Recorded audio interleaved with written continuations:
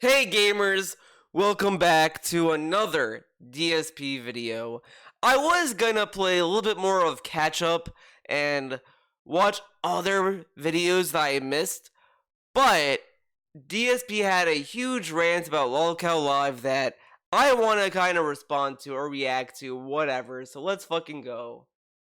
The hate army troll. It's the hate army, bro. Hate army. Shout that out guy. to hate. That fucking Good guy. vibes to Shout out to Army. hate. Shout out to hate. Not a Shout fucking out, hate. shout out, hate. Yeah. Shout out to hate. Shout out for Shout hate. out for hate.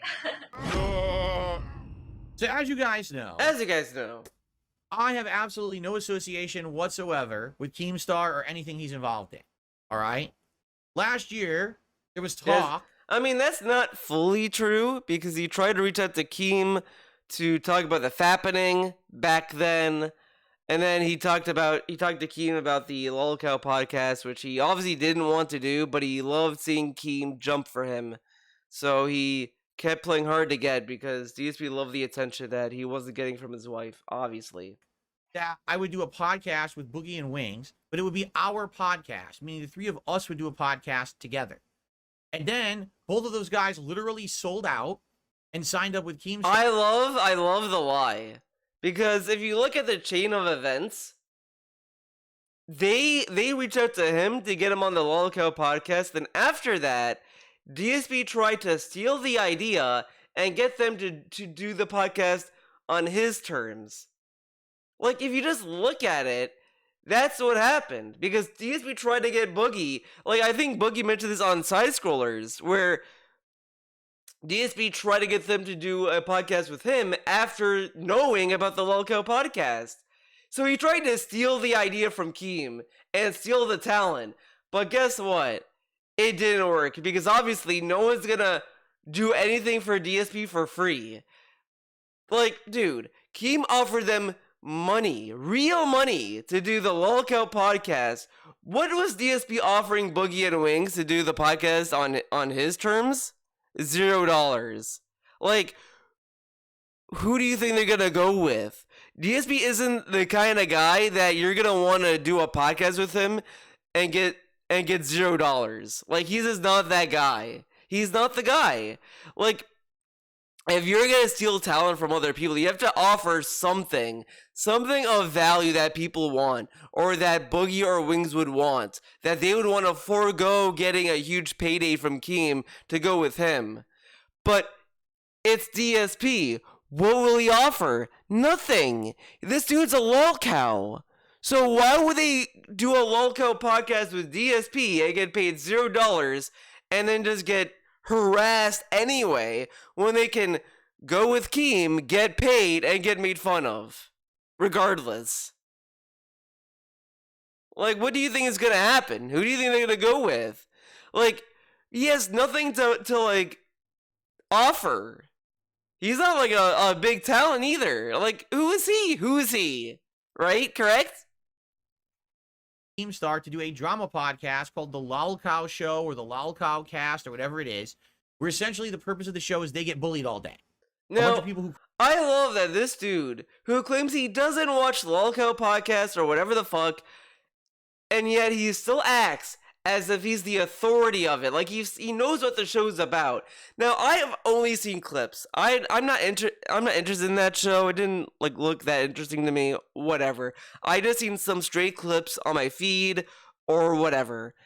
And I'm not gonna pretend that I'm some kind of authority on lolcow live, but from what I've seen in clips, it ranges from them discussing stuff that happened in their streaming career or whatever the fuck, or whatever that someone wants to call them out for.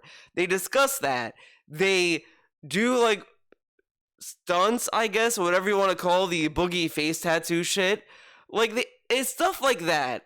And it's really nothing in the grand scheme of things. This is just watching Jerry Springer, honestly, where you're just watching actual shit and it's played up or just kind of put a spotlight on. And if you don't like it, you don't like it. Whatever. You move on with your life. But DSP will keep talking about it as if it's something that's actively threatening society. I don't like Jerry Springer, but I'm not gonna tell people that you guys are stupid for watching Jerry Springer because like it's just a waste of energy. Like at this point, why be mad at people who watch it when you could just, if you don't agree with a show, then just say like I don't agree with the show, and the people who are behind it, you know, they're scumbags, whatever. You could say whatever about it, and then move on. But DSP will keep going after it because he wants to. He is so dedicated to look like a holy person, like he's Mr. Ethics. I am so ethical and great, but like if you're such a good, again, I say this all the time with DSP. If you're such a good person or whatever, why are you bragging about how good you are or your own morals? No one does that if you're truly a good person. Because that's why people say actions have more meaning than words or whatever the fuck. Because if you're truly a good person or whatever, you're just gonna act that way. Or whatever. You don't have to try. You don't have to convince me you're good. Just act like who you are or whatever the fuck. I don't know how to say it correctly. I guess just be yourself, man. If you're a good person, you're a good person, whatever. You know, whatever. You know what I mean? Come on now, dog. People who call farmers go on there and make fun of them constantly, and they just stand there and take it and get paid money to do it. Again, it's a vile show. They don't just sit there and take it. Dude, he acts as if they're just sitting on stage, just sitting there, and they're just like, okay, Wings, you're a fat ass, you're a stupid motherfucker, you're a piece of shit, and Wings just sits there like, yeah, man, I'm a bitch, yeah, man. But it's like, no, they also get to respond. Like, there was a segment on lolcow Live where they had someone who was trolling Wings on there, and they both kind of discussed it, and like Keem also kind of defended Wings as well in that discourse as well. I don't remember very well. I just remember shit like that happened. Whatever. In general, it's just them discussing shit that happened anyway. So it is what it is. But DSP keeps saying as if it's like they just sit there and they just get made fun of all day. But that's not necessarily the case. The only person that happens to, I would say, is Boogie, honestly. But I think it's because Boogie has a humiliation fetish. And, you know, I'm not going to kink shame Boogie. I mean, Boogie could do whatever the fuck he wants. It's just, I do think that since he lied about cancer, he should just not get any screen time or whatever. I mean, the dude lied about cancer. Like, come on. Come on now, dog. Show. It's a disgusting show. It's exactly what I thought it was. It's complete and utter fabricated drama. All right, it's mostly fabricated. Like, everything on that show is scripted, 100% done ahead of time. They already know what they're gonna say and do. They do these fake sides. Oh, I'm gonna quit the show. No, I'm gonna quit the show. Oh, he quit. Oh, he's back. Oh, he quit. Oh, he's back. It's 100% like that. I will say that part about them quitting their show. I do think that is kind of staged or kind of like laid up because, you know, it is what it is. But at the same time, again, I'm just going to defer back to who cares? Because the thing at the end of the day, DSP goes on and on about saying, well, I made a show and no one got hurt. Who's getting hurt here? They're saying that they quit the show and then they didn't quit. Who's getting hurt here? Now, of course, they're probably going to say some roundabout ways, saying like that people are getting hurt through their wallets. Like they're getting hurt because they're getting they're falling for this, and then they're tuning in, they're giving them super chats or whatever the fuck, which is again an absurd assumption to make that if you watch a show you're gonna suddenly want to give them money. Like that's not everyone. No one just shows up and says I'm giving them money now. Like whatever. Fabricated. It's just as fake as shitty reality TV.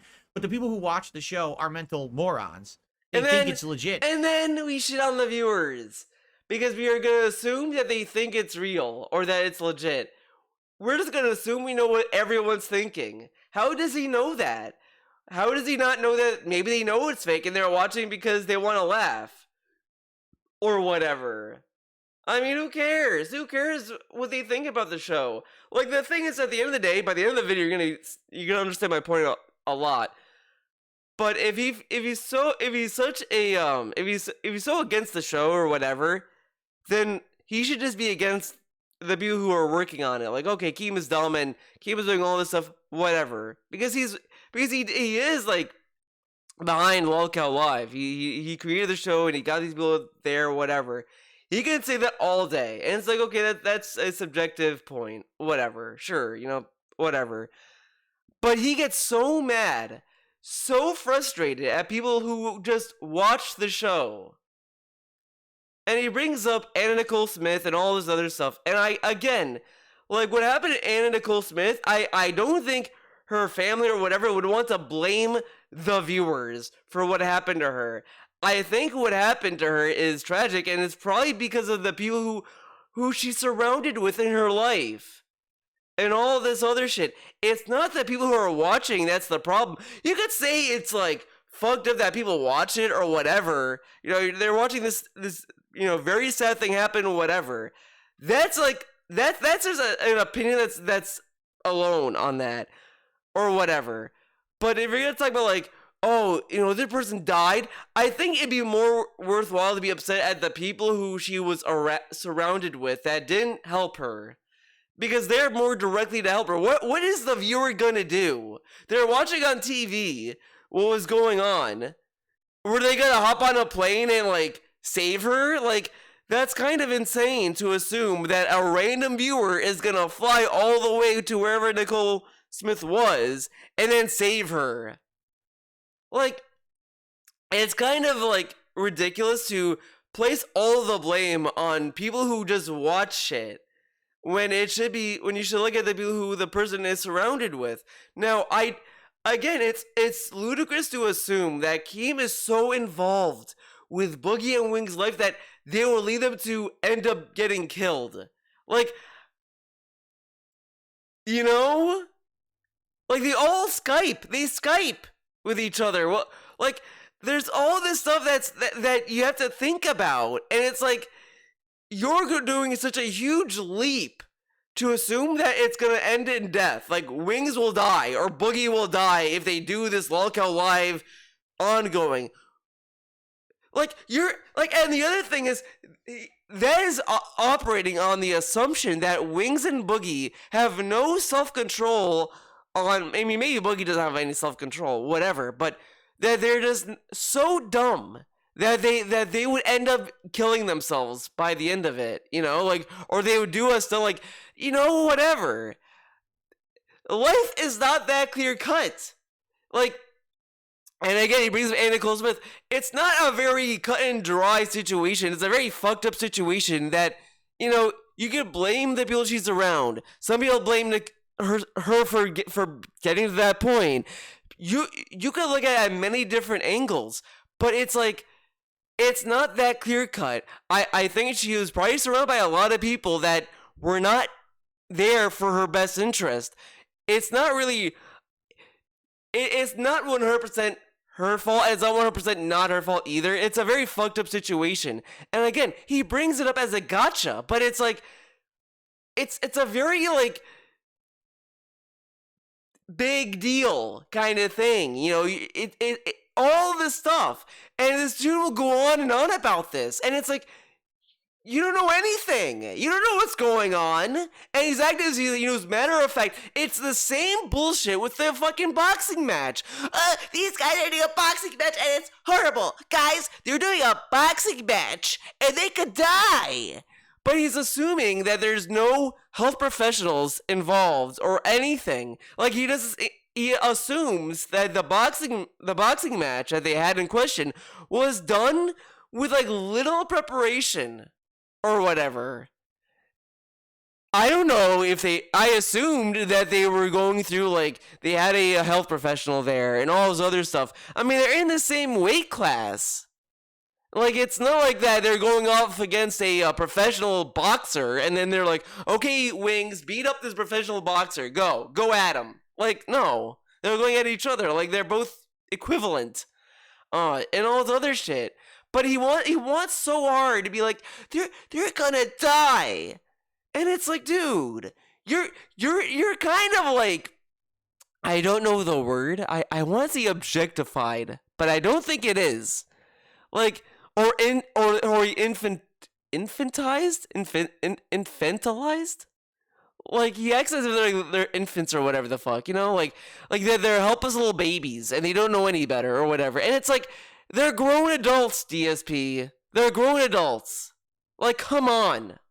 And this dude will just go on and on. Like, he virtue signals. Like, it's just awful. And he does it again every day, every time. He sees them and he thinks that they're fat, therefore they're helpless, and all this other shit. Like, it's just pathetic.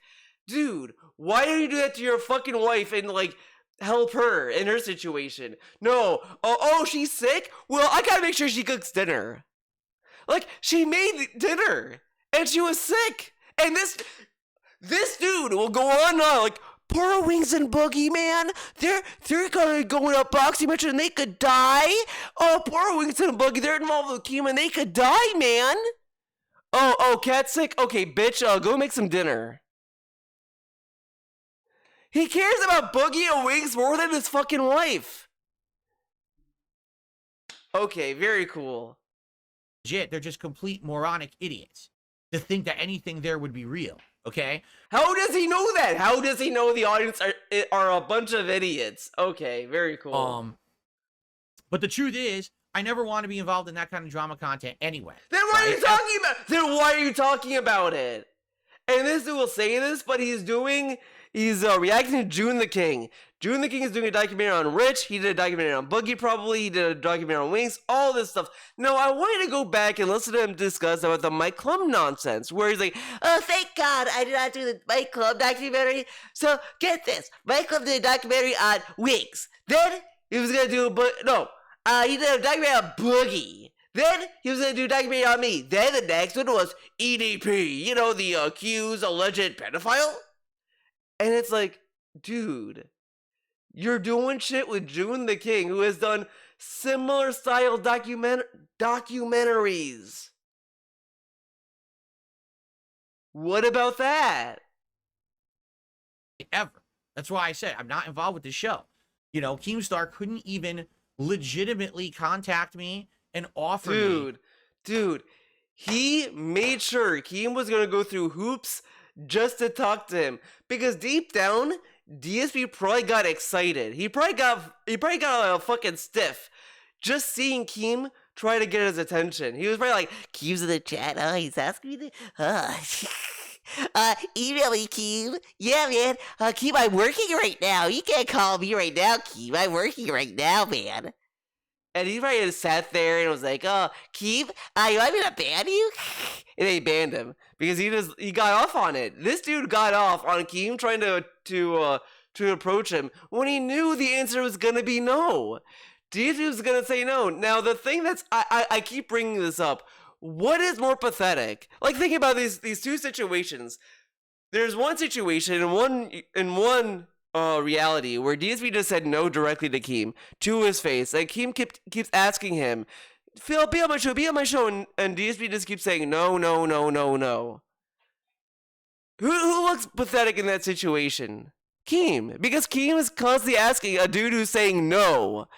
The other way, this reality, DSP never says no directly to Keem. When Keem is like right there, he never says no. He just says, contact me another way. Email me. Do this, do that. Oh, maybe Keem. Oh, whatever. And then Keem's like, what? And then DSP, it's like, who looks more pathetic? DSP. Because guess what? He's just not saying no. He's intentionally leading Keem on, which would naturally annoy Keem and get Keem to be more loud to get him on his show.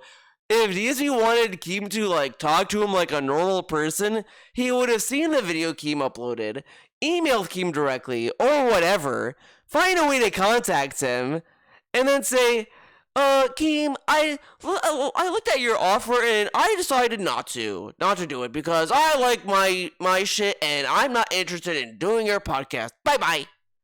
No, he couldn't possibly do that. That requires to be an adult.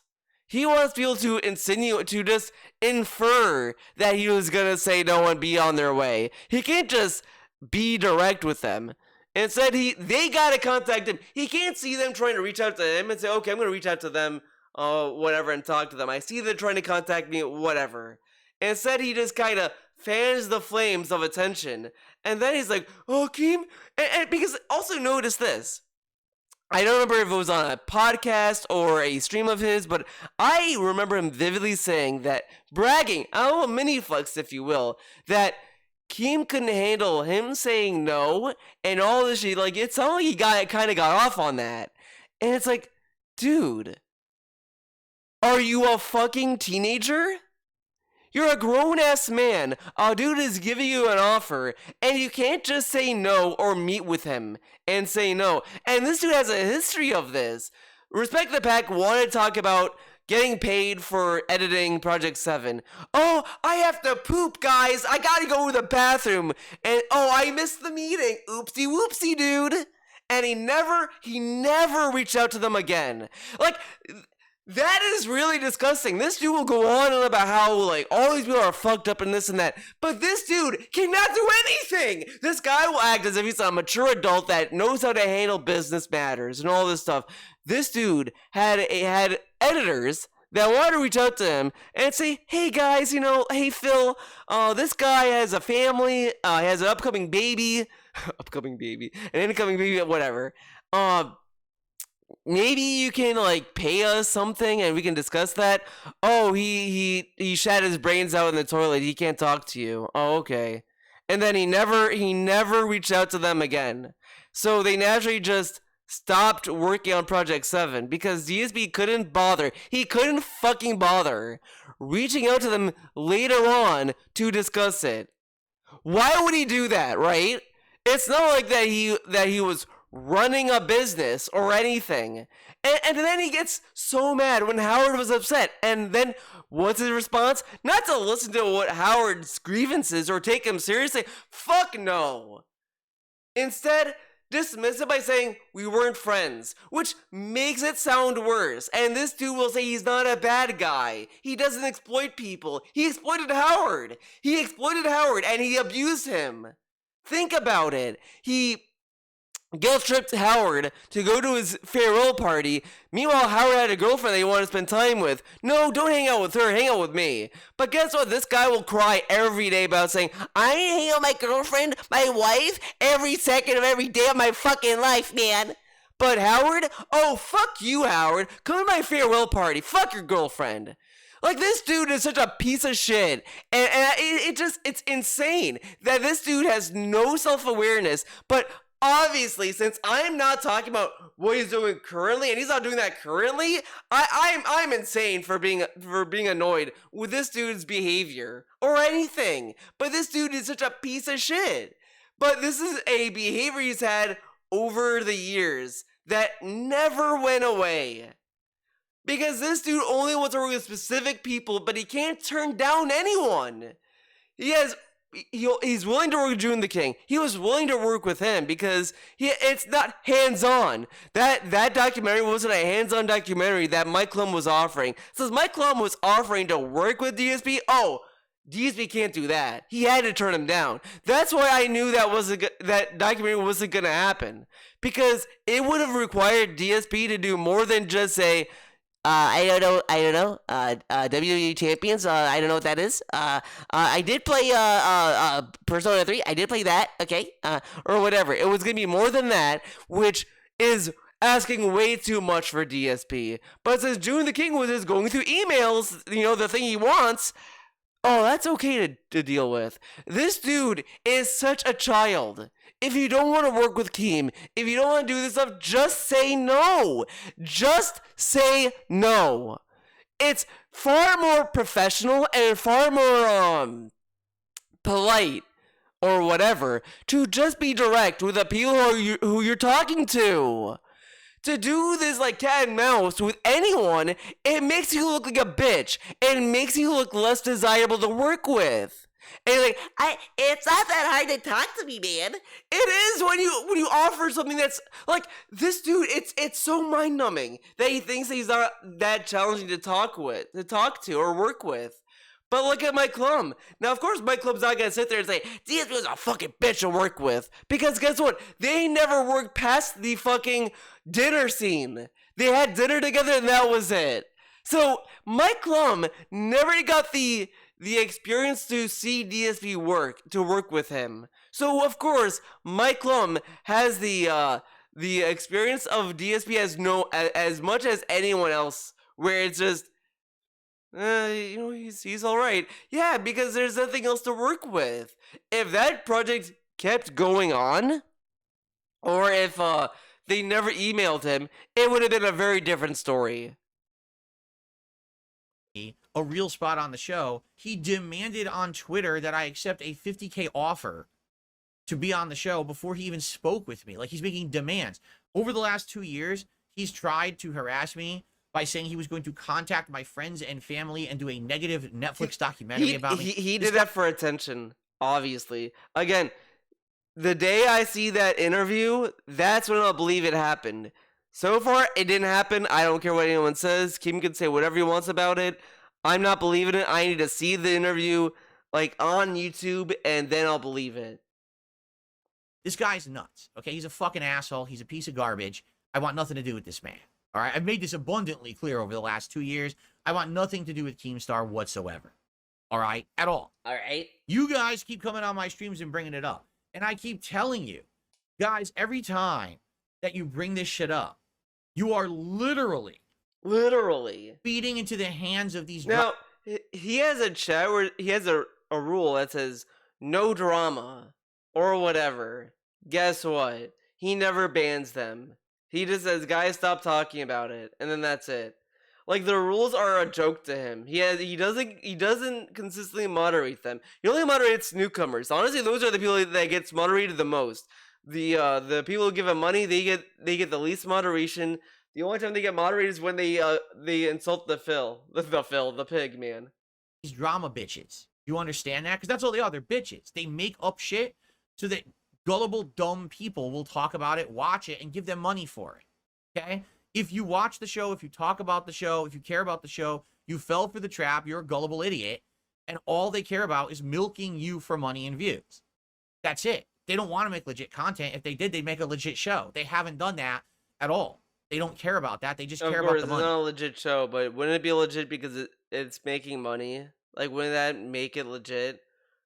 People do like the show. Again, we're also assuming, yet again, that everyone thinks that the show is legit or real or whatever. It's not scripted or fake, whatever the fuck.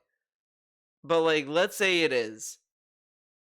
Would that change how people react to it? Maybe they'll still enjoy it. Who cares? Again, if you don't care about the show, why is he talking about it? But he only wants to talk about it because he gets the virtue signal about how he has such good morals and he's an ethical fucking pig. All right? So, I don't know why anyone would care about this show in my audience. If you have a brain between these two ears in your head, you should never watch it. You should never discuss it. You should never give it a moment of your time. All right? The only reason I'm bringing it up... This is such patronizing discussion, like, way he talks about it. If you're smart, you're not gonna talk about it, okay?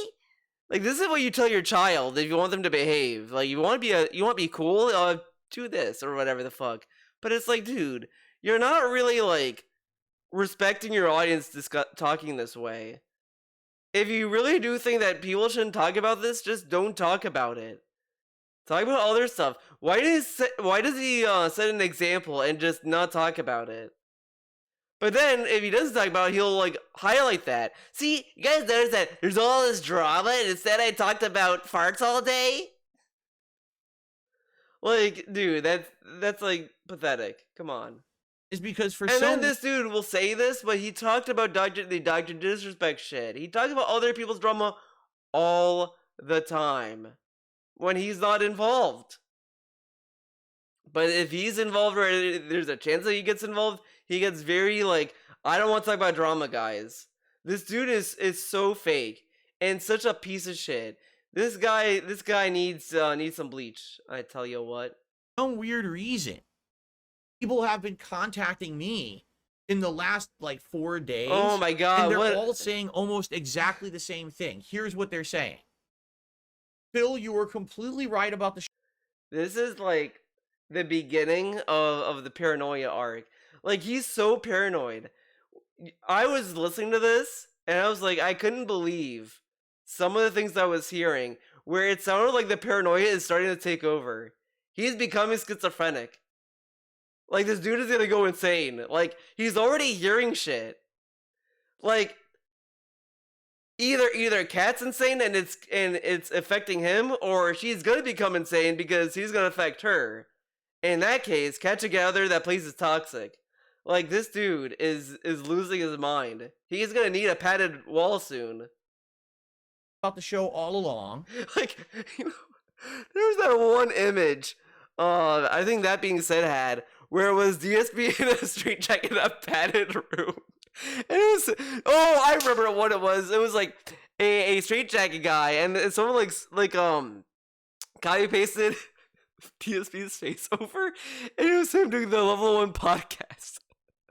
And it's like, that's exactly what's gonna happen when he gets, especially when he gets older. He's gonna be an old ass fucking man, and he's gonna have a Level 1 podcast in a fucking nursing home, and then the fucking attendants are gonna be like, yeah, that's Mr. Burnell. No one visits him. His wife doesn't even visit him, guys. He just sits there and he keeps going about the Level 1 podcast. You don't know what the fuck that is, but apparently it was a thing he loved doing.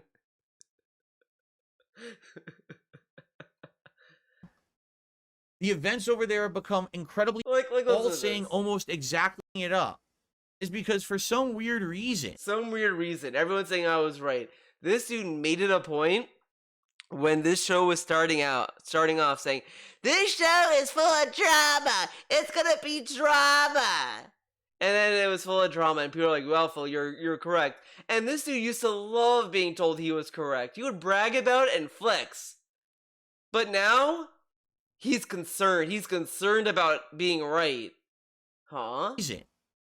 People have been contacting me in the last, 4 days, and they're all saying almost exactly the same thing. Here's what they're saying.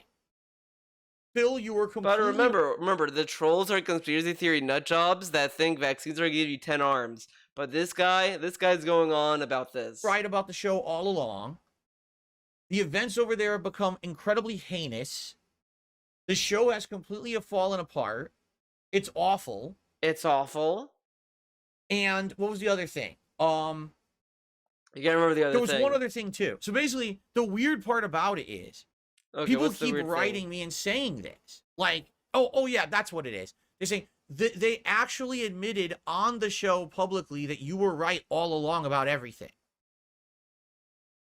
I'm gonna need receipts on this one. Did that even happen?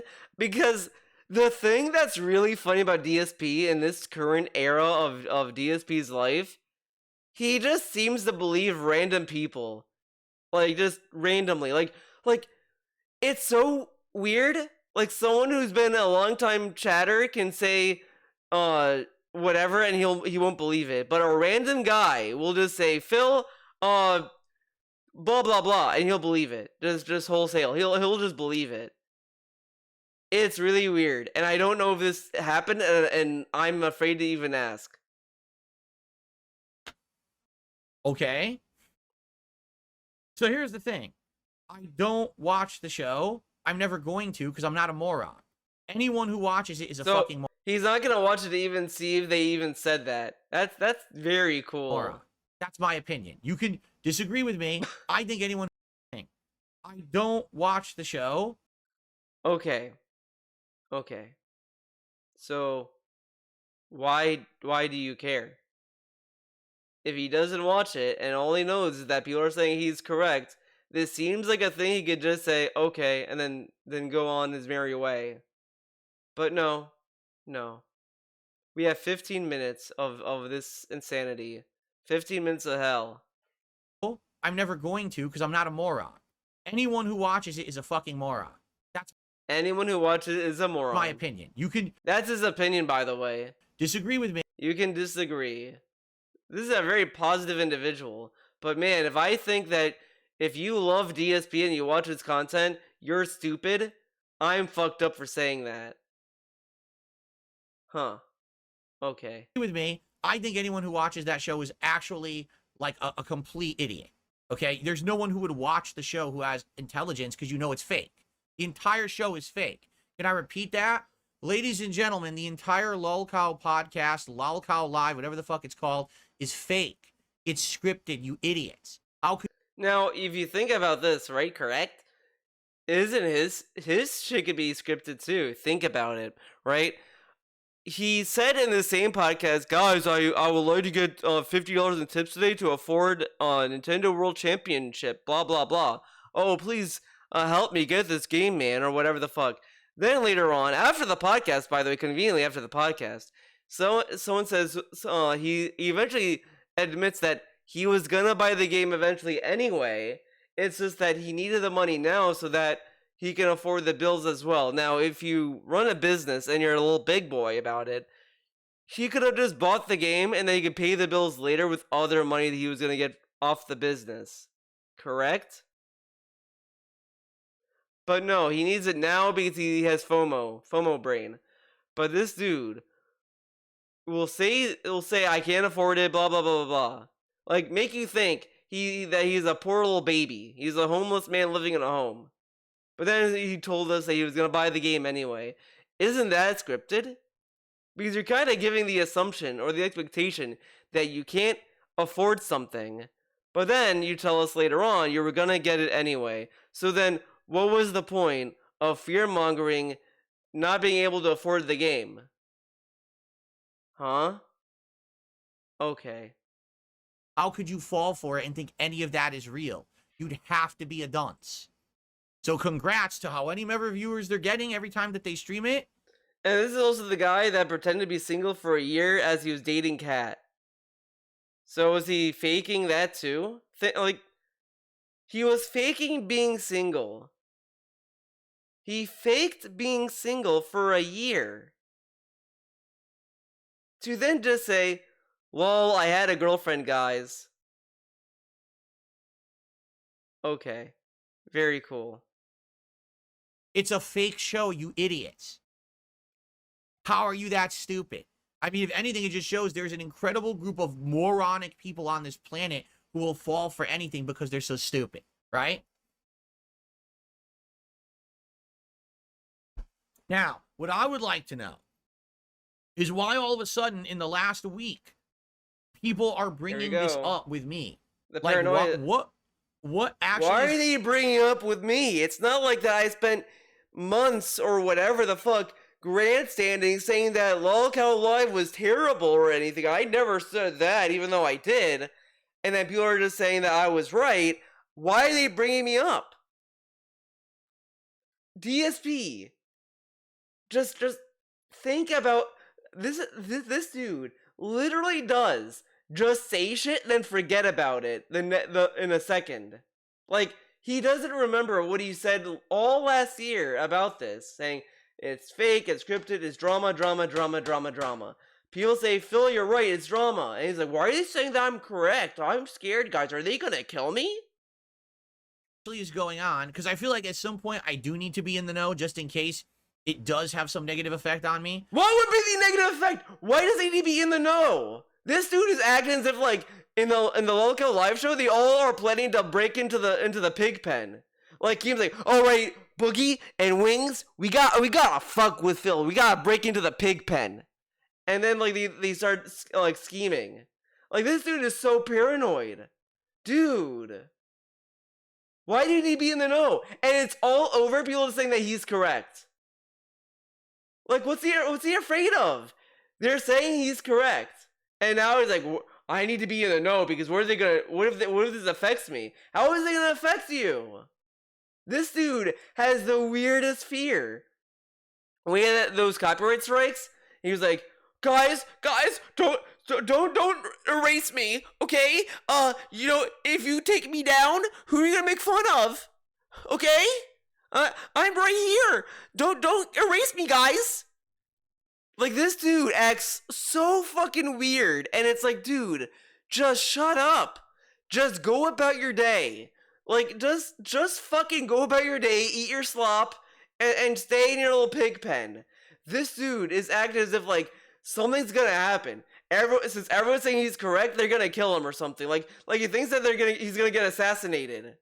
Like, holy shit, dude. They're just saying you're correct. Why are you afraid? What's there to be afraid about? Honestly, I would be more afraid if I was DSP if people were saying, Phil, you went too far. I'm gonna fucking kill you. That would be kind of scary, man. And you know what's funny? This dude claims he gets death threats. Death threats. And yet, being told he's correct is sending him a chill down his spine. And this dude says, I'm so numb to people trolling me. I'm so numb to it, man. But people telling him he's correct is sending a chill down his spine. He's losing sleep over it, probably. This dude, it's kind of exposing all his other shit he said as lies to me. Because again, he got swatted, and he had death threats kind of like scare him. I mean, whatever. Death threats are death threats. And yet this dude is getting scared by being told that he was right about a show. What? What is going on over there that people are bringing me up? I have nothing to do with this fucking show and never will. You had an opinion of it. You shared your opinion, and people are like, "Wow, he's right about his opinion." What is the fear? What's gonna happen? Like what? Does it? He's really acting like he's gonna get assassinated by saying that lolcow live sucks or some shit. Like, guys, I said the show is bad. Everyone's saying I'm right. I know too much. They're gonna kill me now. What? I'm not stupid. I'm not a moron. DSP knows too much. We gotta kill him. He knew the show was fake. We gotta kill him now. Send in Boogie. Boogie has the gun. He'll do it. He'll take care of the job. He'll do it. He'll roll up. Okay. You're right. So that, and then Boogie will break in and he'll say to Phil, you knew too much. If you kept your mouth shut, lolcow Live would have been a success. And then that's it. And then Cat comes on stream and says, guys, sadly, Philip Burnell got sick. Like, she has to cover it up because she doesn't want to be assassinated. Like after the job was done, Boogie looks at Cat and says, Cat, you can now let anyone know what happened. Okay? And then Cat's like, okay. And then she shows up and is like, guys, DSP had a stroke and a heart attack at the same time. It's fucked up. And he fell down the stairs. So he's gone. We'll never see him again. So I'll continue streaming. Then she takes over the show. And then she streams. And then, whatever. And then she becomes a successful streamer. You know what would be funny? She starts streaming and then she becomes a successful streamer. She becomes like a well-liked personality and everyone loves Cat. and then her life turns around. She loses the weight. She likes anime again, and she likes K-pop again, and then like she becomes normal again, and then like Jenna like gets a job, and then Jenna like turns around her career path, and everything becomes positive. It's like DSP was the anchor weighing everyone down. That'd be fucked up, but I mean, this dude is acting so bizarre about this. I just want to know why am I in being discussed? What actually has happened over there? Can someone clarify for me what is going on that my name is in other people's mouths now and are bringing me up again? Because by the way, this year has been a great year. If you haven't noticed, no drama. I've literally stayed out of all drama. You're a lolcow. All the drama is fabricated. Why are the lolcows talking about me, a lolcow, man? Like, of course they're gonna talk about you, dude. Remember, you're a lolcow. And like, he's acting as if it's so bizarre that they're talking about him. But this dude, if you actually go back, like maybe months ago, last year, whatever the fuck, and he'll keep saying that Keem will keep talking about him because Keem's obsessed with him and all this other shit and all this stuff. He says all this shit, And then he's like, they keep talking about me, man. What are they talking about me? What are they talking about me? What is the sudden fear? Like, dude, this dude is so bizarre. Something must have happened. Something must have happened that make him very nervous. And outside of my streams and content, any drama, I'm not getting pulled into it. I stayed the fuck out of it on purpose, right? I have no involvement with it whatsoever. Dude, when he says this, I've always been confused. What does he mean? Because he doesn't go out, he never went out of his way to be involved in drama. He would just say shit, and then people would call him out, which he still does. And then when people call him out, it's like, oh, they're trying to start drama, man. Look at what happened with JKB. JKB said shit. He then says, like, something, and then he responds to it and says, see, now you want drama, man. But it's like, okay, but he's just responding to what's going on. Whatever. Whatsoever. I don't want to be involved in it, but I feel like every once in a while, I have to ask what involvement I have. Like, why are people contacting me saying I was right all along, you know, and they admitted that you're right? What are you talking about? Right? I don't think you're being discussed. I think someone just said that you won't over them because your stability and ignoring drama. Huh? Even though he's confused by his own chat. You're bringing it up this past week because Boogie had a horrible freak out on the show. People seeing Boogie break down, but people remember what you said about the show being bad. Is that it? Okay. What? Dude, Boogie lied about cancer, though. Why are we suddenly like, oh, poor Boogie? Dude, he lied about fucking cancer. Now, I love that DSP, when that happened, it's like, oh, I have to see that bad, man, or whatever the fuck. Now, this dude would be so upset. He got so upset about titty streamers. But at least with, like, hot tub streamers, you know what you're watching. They're at least honest with that content they're putting out. Boogie literally lied about cancer. He lied about a terminal disease to get sympathy. And all of these says, well, everyone lies about stuff sometimes, man. That's fucked up, man. But, you know, it's not the first time. Okay, it's not the first time that a girl was on stream with a bikini. Why are we mad about that then? Why should they be deplatformed? So women who stream in hot tubs, they need to be deplatformed immediately. But Boogie lying about cancer, well, everyone lies about an ailment before, so, you know, why should we be mad about that? I guess Boogie really needs to be a girl for DSP to be, like, against him, right? I guess because imagine if Boogie was a girl streamer that said this, and how different his reaction would be.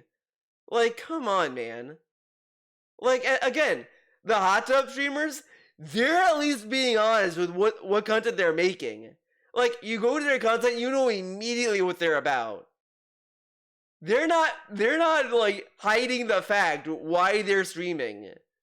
But Boogie told his audience that he had cancer. Now, why would he say that? Let's not think too hard on this one.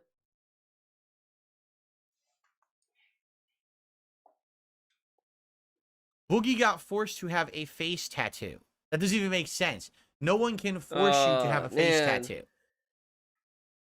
I mean, I know what he's saying. Like, Boogie could always say no, sure, but like, the thing that happened, from what I understand, Boogie wanted to be back on the show, and they probably told him, if you want to be back on the show, you gotta get a face tattoo that says you're a liar.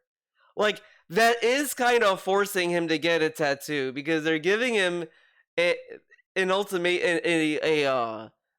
option that, if he wants to be back on the show, he has to do this thing. That's kind of being forced, which is very ironic from DSP, because he would say the same shit, though.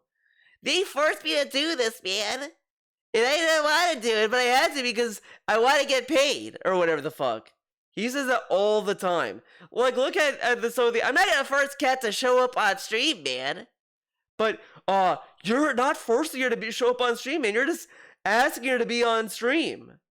But he said every time, all the time in the past, that he wasn't going to force her to be on stream.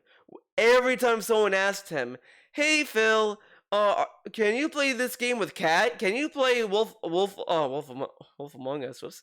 Wolfenstein Youngblood with Cat? I'm not gonna force her to play the game, man. I'm not gonna force her. That's fucked up. But they're just asking. Why don't you just ask? That's not forcing. But that's forcing. But doing that to Boogie, that's not forcing. He has an option. The king of semantics. If Boogie got a face tattoo, that was his active choice to do something for the show as a stunt so more morons would watch it. You understand? There's no, he got forced to do something. That's scripted. How do you not understand that? I mean, you know, honestly, you could say the same thing about a Cat again. Let's bring up Cat again. Think about it, right? When is the Beyond Two Souls co-op happening? Oh, Cat's sick. Okay, but she's still able to go to work. Like, what is this number? Well, they can talk to me later. I don't know who this person is, so whatever. This is bullshit. Is this affecting? I don't think it is. No. Okay. Because I'm using my phone as a camera, man.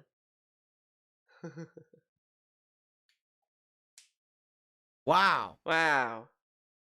But yeah, like, isn't it a stunt to say Cat's sick, guys? She can't show up. Like, he's getting all the sympathy for Cat. Isn't that a stunt, man? So is that literally it? Oh, you know what? Okay.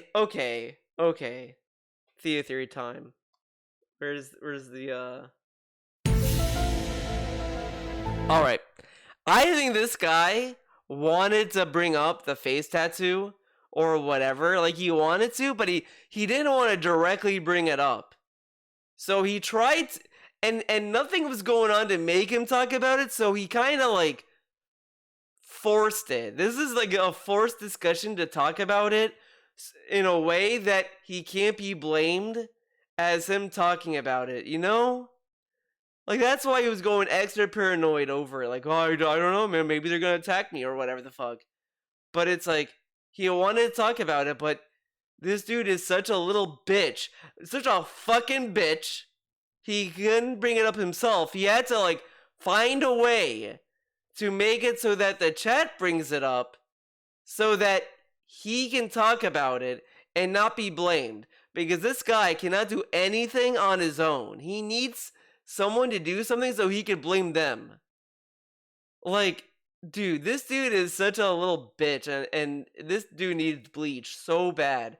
Like, man, go drink some Clorox, man. Clorox, ever heard of it? And now we're sitting in silence. Is that it? See, it's like, what does this have to do with me? Why is my name even being brought up? I want nothing to fucking do with any of these losers. You understand? But they're talking to you. Like, that's the other thing.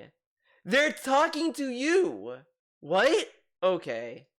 I don't. I want nothing to do with people who are exploitative, because that's really the truth. The entirety of that group are exploiters. They exploit themselves, they exploit others. They're just exploiting in order to get shock value content for really dumb people who don't understand they're being exploited themselves to just keep perpetuating dumb content, right?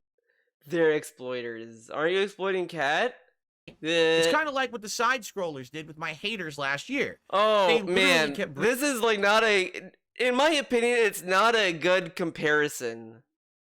Because, like, they did a show, they did an interview with him, they supported them, and then, like, they kept trying to, like, engage with that and try to ride the wave of attention. And then, like, people were just like, okay, guys, this is kind of pathetic. Then they walked away. But, I mean, come on, it's slightly different. Because it's just them just trying to ride a wave, which, you know, DSP does all the time. Like, think about it, right? Correct? The side-scrollers pretty much did what DSP did for Fallout 4. The Fallout TV show came out, and he wanted to exploit the attention that show was getting, so he played Fallout 4. And then he named part 1 like next gen version or whatever the fuck.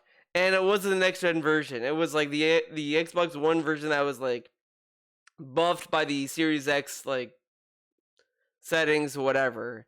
So it wasn't the true next gen update. And that got a lot of views. That's kind of exploiting the situation. Now, it's not negative exploitation, but it is exploitation that YouTubers would use, where it would clickbait to write an algorithm kind of thing, which the side scrollers did, which they tried to do, and then they moved on. Like, that's all that happened. It's not the same as what he's trying to say about the lolcow podcast, where they're exploiting actual people in his little example here. But again, they're getting paid to do this show, and they want to do it, and all this other stuff. Like, again, it's not clear cut because you don't know what they're thinking and all this other stuff. All right, I had some lunch. I was getting hungry. Listen to bullshit, gets the stomach going. All right, let's get back into this bullshit. We're halfway through hell. We're almost out of this video. Kept bringing me up in a negative way so that they would keep getting money from my haters, because my haters are morons. Oh, so yes. the more that they brought me up Remember in a the fucking negative side way, scroller shit? my haters would pay them more. And then eventually it dried up, so they said, fuck it. I thought we were over this. But no, I stopped in the middle of it because it's the same. I remember I was talking about saying like how it's not exactly the same kind of deal. One is like dealing with actual people, the lolcow podcast is actually dealing with actual talent, whatever. And then the other one is like they got people to watch them because they had DSP on, and then they just wanted to kind of keep engaged with them to make sure that they stay with them or whatever. Or they like the content, whatever. Which is, as I said, it's what he did when he played Fallout 4. He wanted people to come in who are watching the show or curious about the next gen update, and he tried to keep them there to watch his content. But whatever, you know what I mean? Okay, why are we gonna bother with that, right? Are But we my gonna haters bother? are too dumb to realize how stupid they were, so they kept giving that group That's not the case, though. I mean, they got money with their own fans. Whatever. money for literally nothing. Do you really think they care about me? No, they don't. They don't care about me at all, but they would only bring me up when they knew it was time to milk the morons again. They only brought him up like what? 1 or 2 other times? I don't remember very well. But I think they never brought him up since, since that time. Since they were told to stop talking about monetizing the hate, they went on to do whatever they're doing now. I mean, come on. How are people so dumb? How are they so dumb? So dumb that they don't understand when they're being exploited. You can say the same thing about his audience. He says shit to his audience. Oh, man, like, I would never do that to you guys, man. I love what we have. And then, like, he's like, I don't care, man. Yeah. Like, he doesn't care. He doesn't give a fuck. Like, look at the Jade situation. There was a clip I saw on Twitter where he like Jade's mom, I think, or Jade's dad, or whoever, Jade's parent, said in chat like, he's in the hospital or whatever the fuck. First thing DSP says, he almost he's glad. But I mean, I know I understand. He probably was like reaction like, oh, Jade's here. Then he realized, oh, wait a second. But he doesn't care. Like, he just kind of sounds like, oh, he's in the hospital. I gotta say, like, whatever. And then he doubles down on it in this podcast after the fact. I mean, it's whatever. I do kind of like. I mean, I do wish Jade a safe surgery and hope he gets better and all that stuff, obviously. But I do think it's weird that there's a degree of like, I don't know how to describe it. I don't know, because I don't want to sound callous, but like, I don't know if we should care or know that much about Jade. Like, I don't watch another streamer and they don't stop what they're doing to talk about an another viewer that is in the hospital, you know, like. So that's why it's like a little weird to me, you know. But whatever. You need someone to like come and slap you in the face or maybe kick you in the balls. Oh To know wow, that you're dumb. what a great thing to pause to. So dumb that they don't understand when they're being exploited. You need someone to like come and slap you in the face. But again, he's talking to people he doesn't like and he doesn't care about and all this stuff, but he's so mad. He's so mad that the people he hates are giving money to someone else. He is the only person on the planet that acts this way. If I don't like someone, I'm not gonna give a fuck where they spend their money. Like, if they want to spend their money on trash, whatever. I mean, people spend money on DSP, which I think is a complete waste of money, but I'm glad they are wasting money on him because he'll waste their money in turn. So it's like a complete abyss where this is where all the money goes to go back into the wild. Like, it's like the best case scenario. That money's at least getting spent somewhere and will eventually be used by someone else. Someone else will get the money from the dents and they will use it better than the dents and DSP. That's where we're at. Kick you in the balls.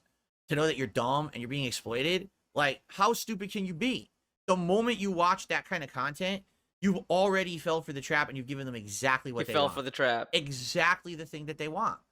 But they're just watching. You and your stupid attention. You're giving them money. You're giving them popularity. Again, he's mad. He doesn't like that these people are exploiting each other and they're exploiting Wings, they're exploiting Boogie, whatever. They're exploiting the viewers, whatever.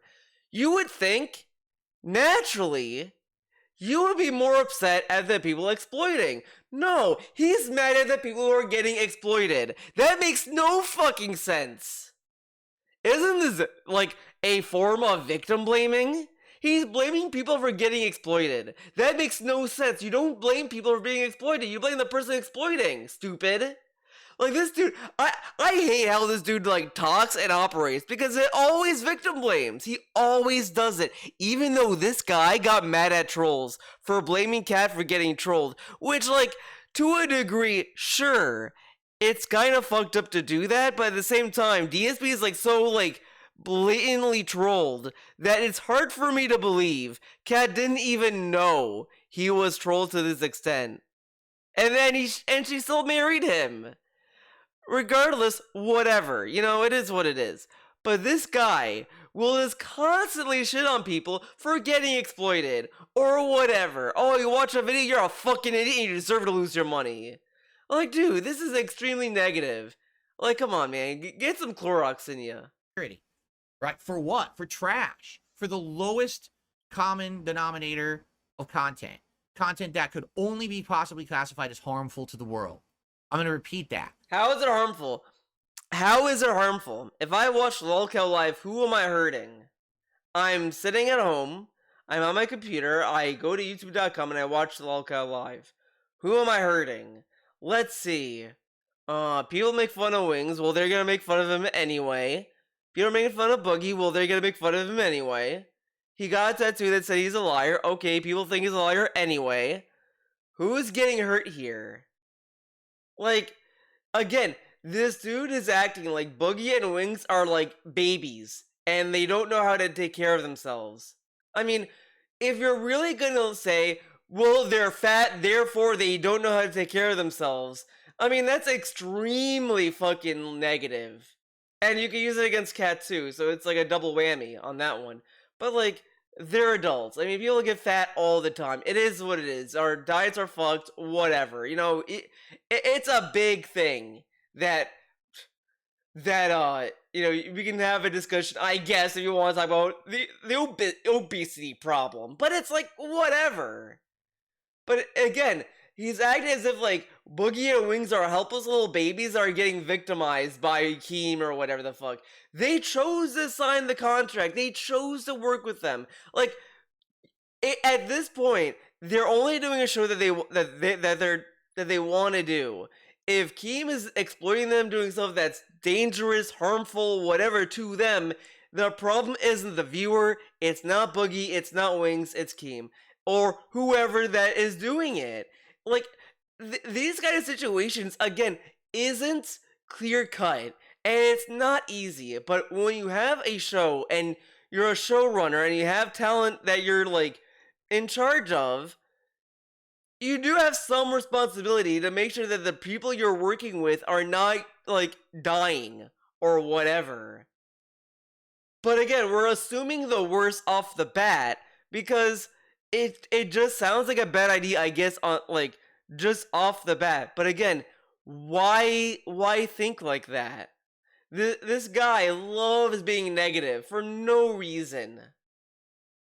That kind of content is harmful to the world, to human society as a whole, right? Remember? Society's already fucked. I mean, the world is already a fucked up place. There's all this, like, war, tragedy, atrocities going on around the world. But we're gonna draw the line at media that may not be tasteful or whatever. I mean, again, it's fine if you dislike it.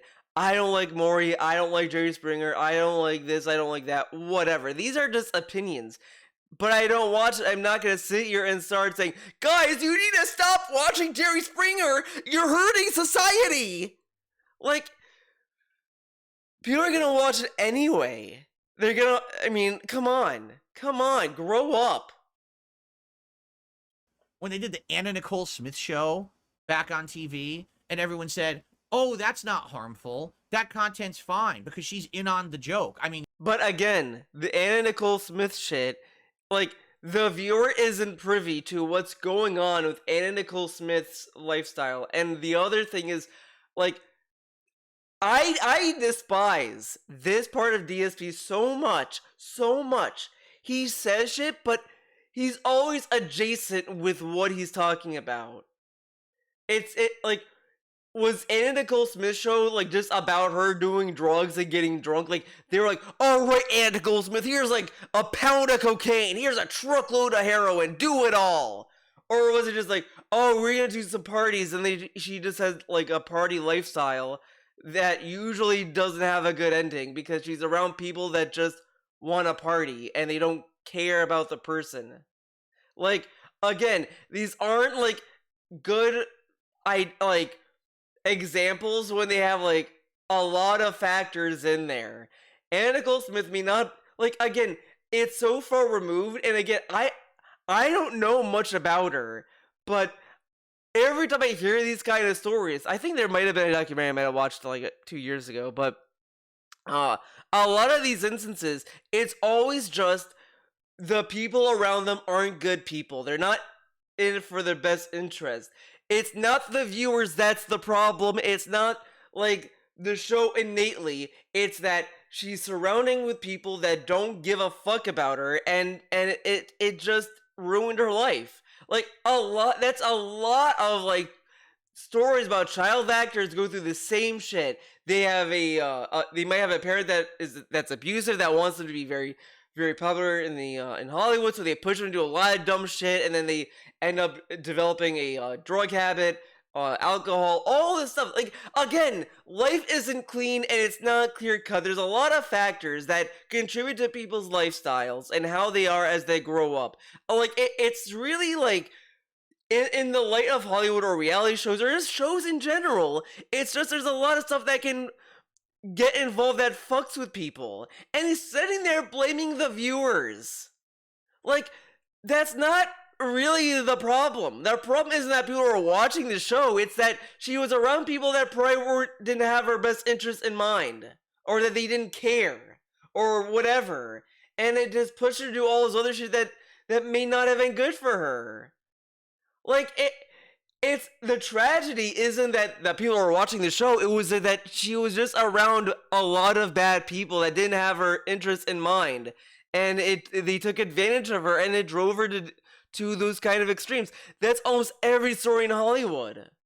And this dude is acting as if the problem isn't the people that the person is surrounded with. It's the people who watch the show that's the problem. That's not the problem. They're just watching shit on TV. They have nothing to do with the people involved with the other person's life that person may depend on or look up to or whatever. A lot of fucked up shit happens, and it's so fucking ironic that he says this shit when his wife was in an abusive relationship. Should we blame other factors to the relationship being abusive, or should we actually blame that the person was abusing Kat? Like, who is to blame in that situation, DSP? But he's probably gonna blame the abuser because he loves Kat. But since he doesn't love Boogie or Wings or anything else, it's everyone else's fault. But he doesn't think about the other ramifications of other people's lifestyle. I mean, these are not clear-cut things. And this guy who always tells us life isn't black and white. Oh, it's a shade of gray. Oh, blah blah blah. He never has that mentality. He never once asked himself, who did Anna Nicole Smith hang around with? Who was her agent? Who looked out for her? Who told her? Did anyone tell her, hey, I think we shouldn't be doing this? Did or whatever? Did someone lead her astray or whatever? No, let's not think about that. It's the viewer. They watched the show, so that led her to do this. Not the fact that maybe she was around bad individuals that were a bad influence. No, that can't possibly be it. I mean, yeah, she's a train wreck. Her career fell apart. You could tell that she's high and drunk half the time on the show. Oh, then look at this. Look at this. That's not harmful. Look at this. That content's fine because she's in on the joke. I mean, yeah, she's a train wreck. Yeah, she's a train wreck. This dude is very fucking positive.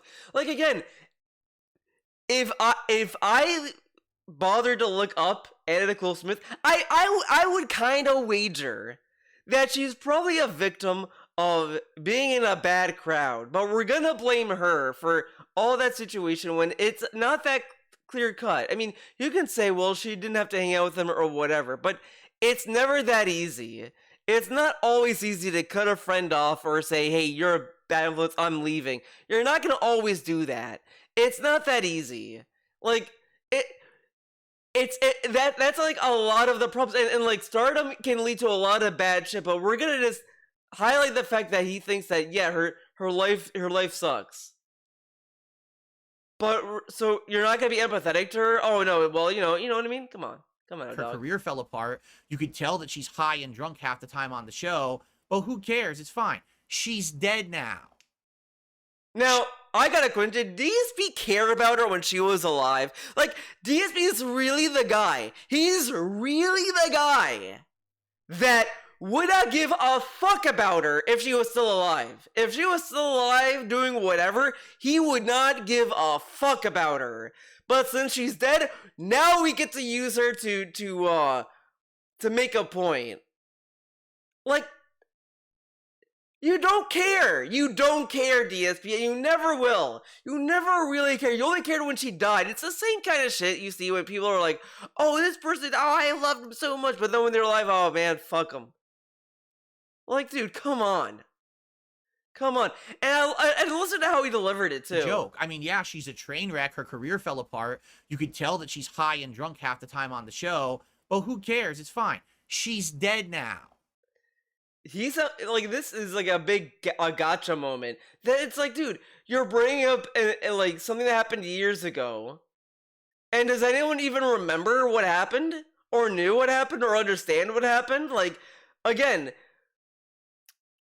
there could be a lot of things because, again, that's Hollywood. She was into Hollywood shit. A lot of shit happens. People get abused, people get used, people get exploited all the time. It's like very fucked up. But instead of like saying that, oh, well, it's the culture of Hollywood that's the problem, we're blaming the viewers. Because the viewers didn't know better. But how would the viewers know? They're just watching a show on TV. Okay. She's dead. Because people around her turned her into a living joke. And everyone said, oh, that's fine. Did they turn her? Or was it just like they were trying to have a good time and they didn't and all this other stuff. They didn't care about the person that they're with. Again, this has nothing to do with what he's getting at. This is an extreme endpoint, sure, but again, there's a lot of factors that were involved. It wasn't as simple as, oh, we're doing this to get ratings or whatever. There's like, hey, we're just gonna have a good time and have a party, and they have no restraint because they're having a party and it gets hyped up. That is completely different than people like it's just, again, there's a lot of factors at play, and yeah, she was exploited, but who is to blame? The person at home watching the show or the people involved that made the show and never ask themselves, did we go too far? Let's blame the viewer, because that makes the most sense, right? Correct? Okay. That's good content. She died because of those people. Do you understand? So what's it going to take?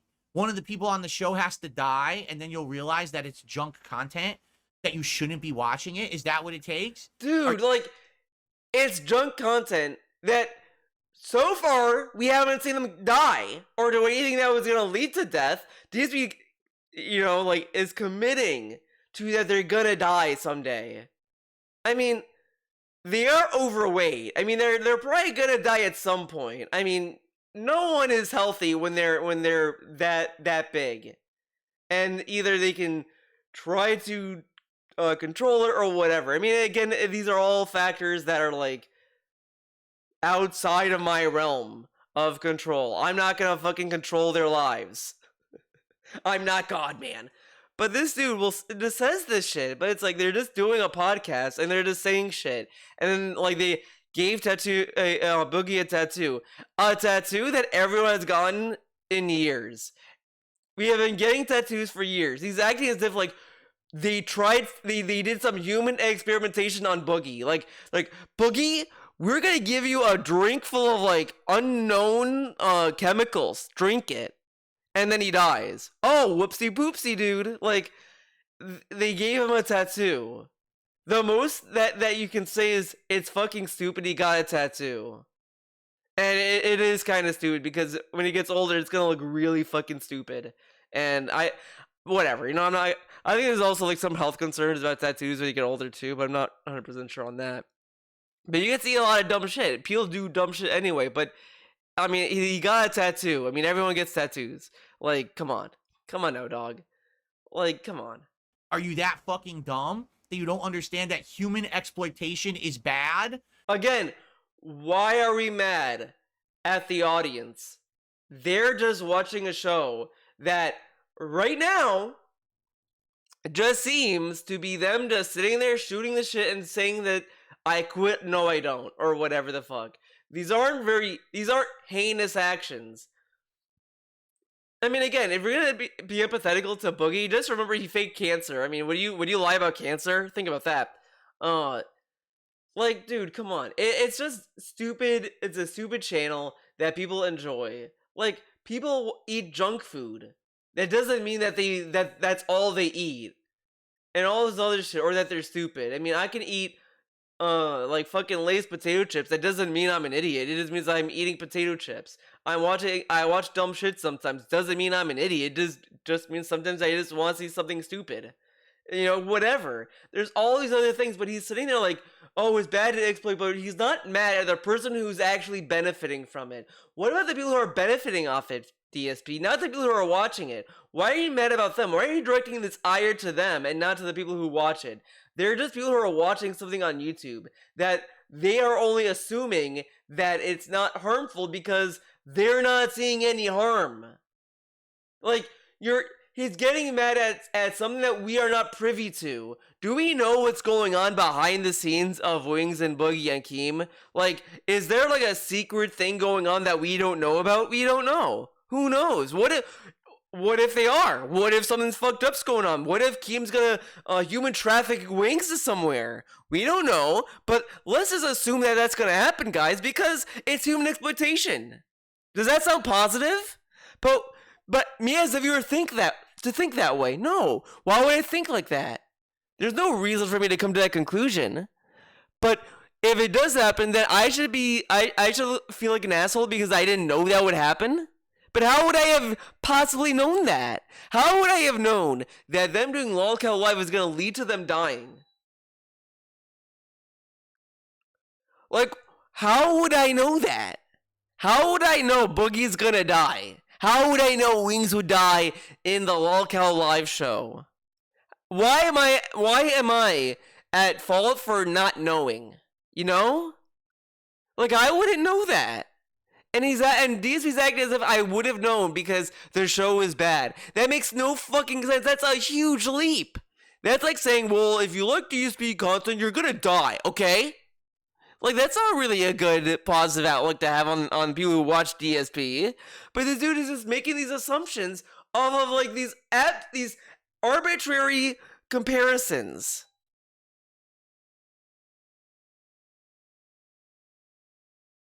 This is common sense, common morality stuff.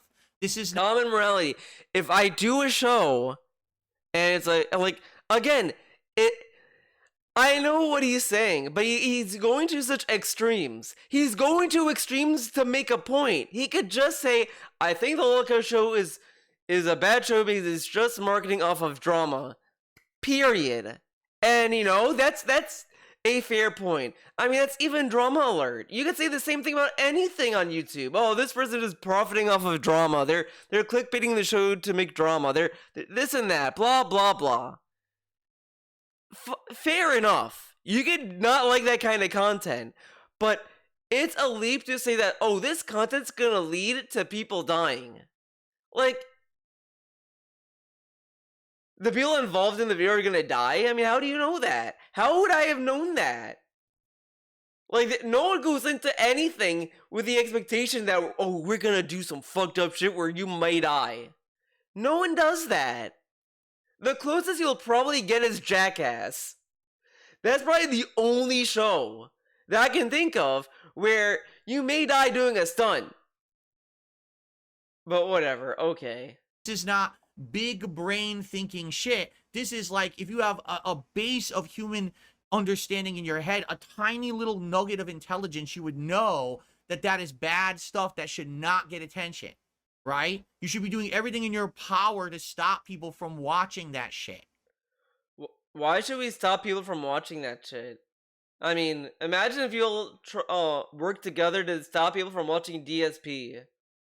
Like, wouldn't that be bad? But again, people would probably save money. And they'd be saved the headache. Like, it would probably be a net positive if DSP went away. It would be a good thing. What is wrong with you? If you watch that content, what the fuck is wrong with you? If you don't know who that is, go look it up. Anna Nicole Smith. Go look her up and see her horrible life story of how she degraded from being an actress into a train wreck person, drugs, alcohol, mistreated by everyone around her, and then they publicized it and made a reality TV show around it, and then she killed herself. Yeah. So she was mistreated, so we're gonna blame the viewers on this one. Not the people who mistreated her. Huh. The people who watch the show are the problem. Not the people who mistreated her. Like, dude, come on. Let's say nobody watched the show. But the people keep mistreating her because guess what? If no one's watching the show, they may consider upping the ante and doing more crazy shit with her that would have led to her death. So, yet again, why are we blaming the viewers? I think the problem is the people that were mistreating her. That's the problem there.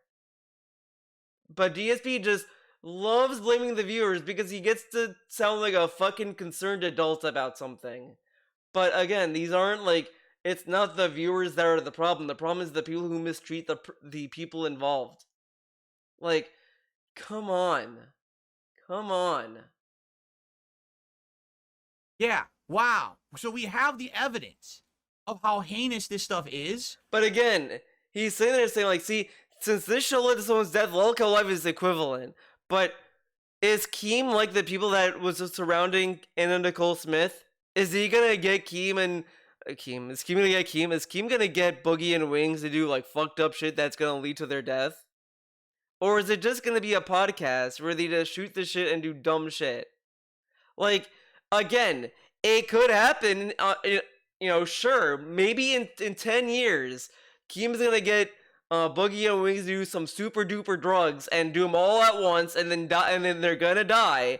And then everyone's like, "Wow, guys, Lolcow Life did this." But how the fuck would I know that today? Like, I wouldn't know that. So, again, why blame the viewers for something that may or may not happen when you should be more concerned with the people involved? I'm gonna assume that Keem is not abusing or mistreating Boogie and Wings. At most, what he's probably doing is taking the drama that's going on, like when Boogie lied, we found out that Boogie lied about cancer. He focused on that angle and just did stuff around it. Like, it is what it is with that.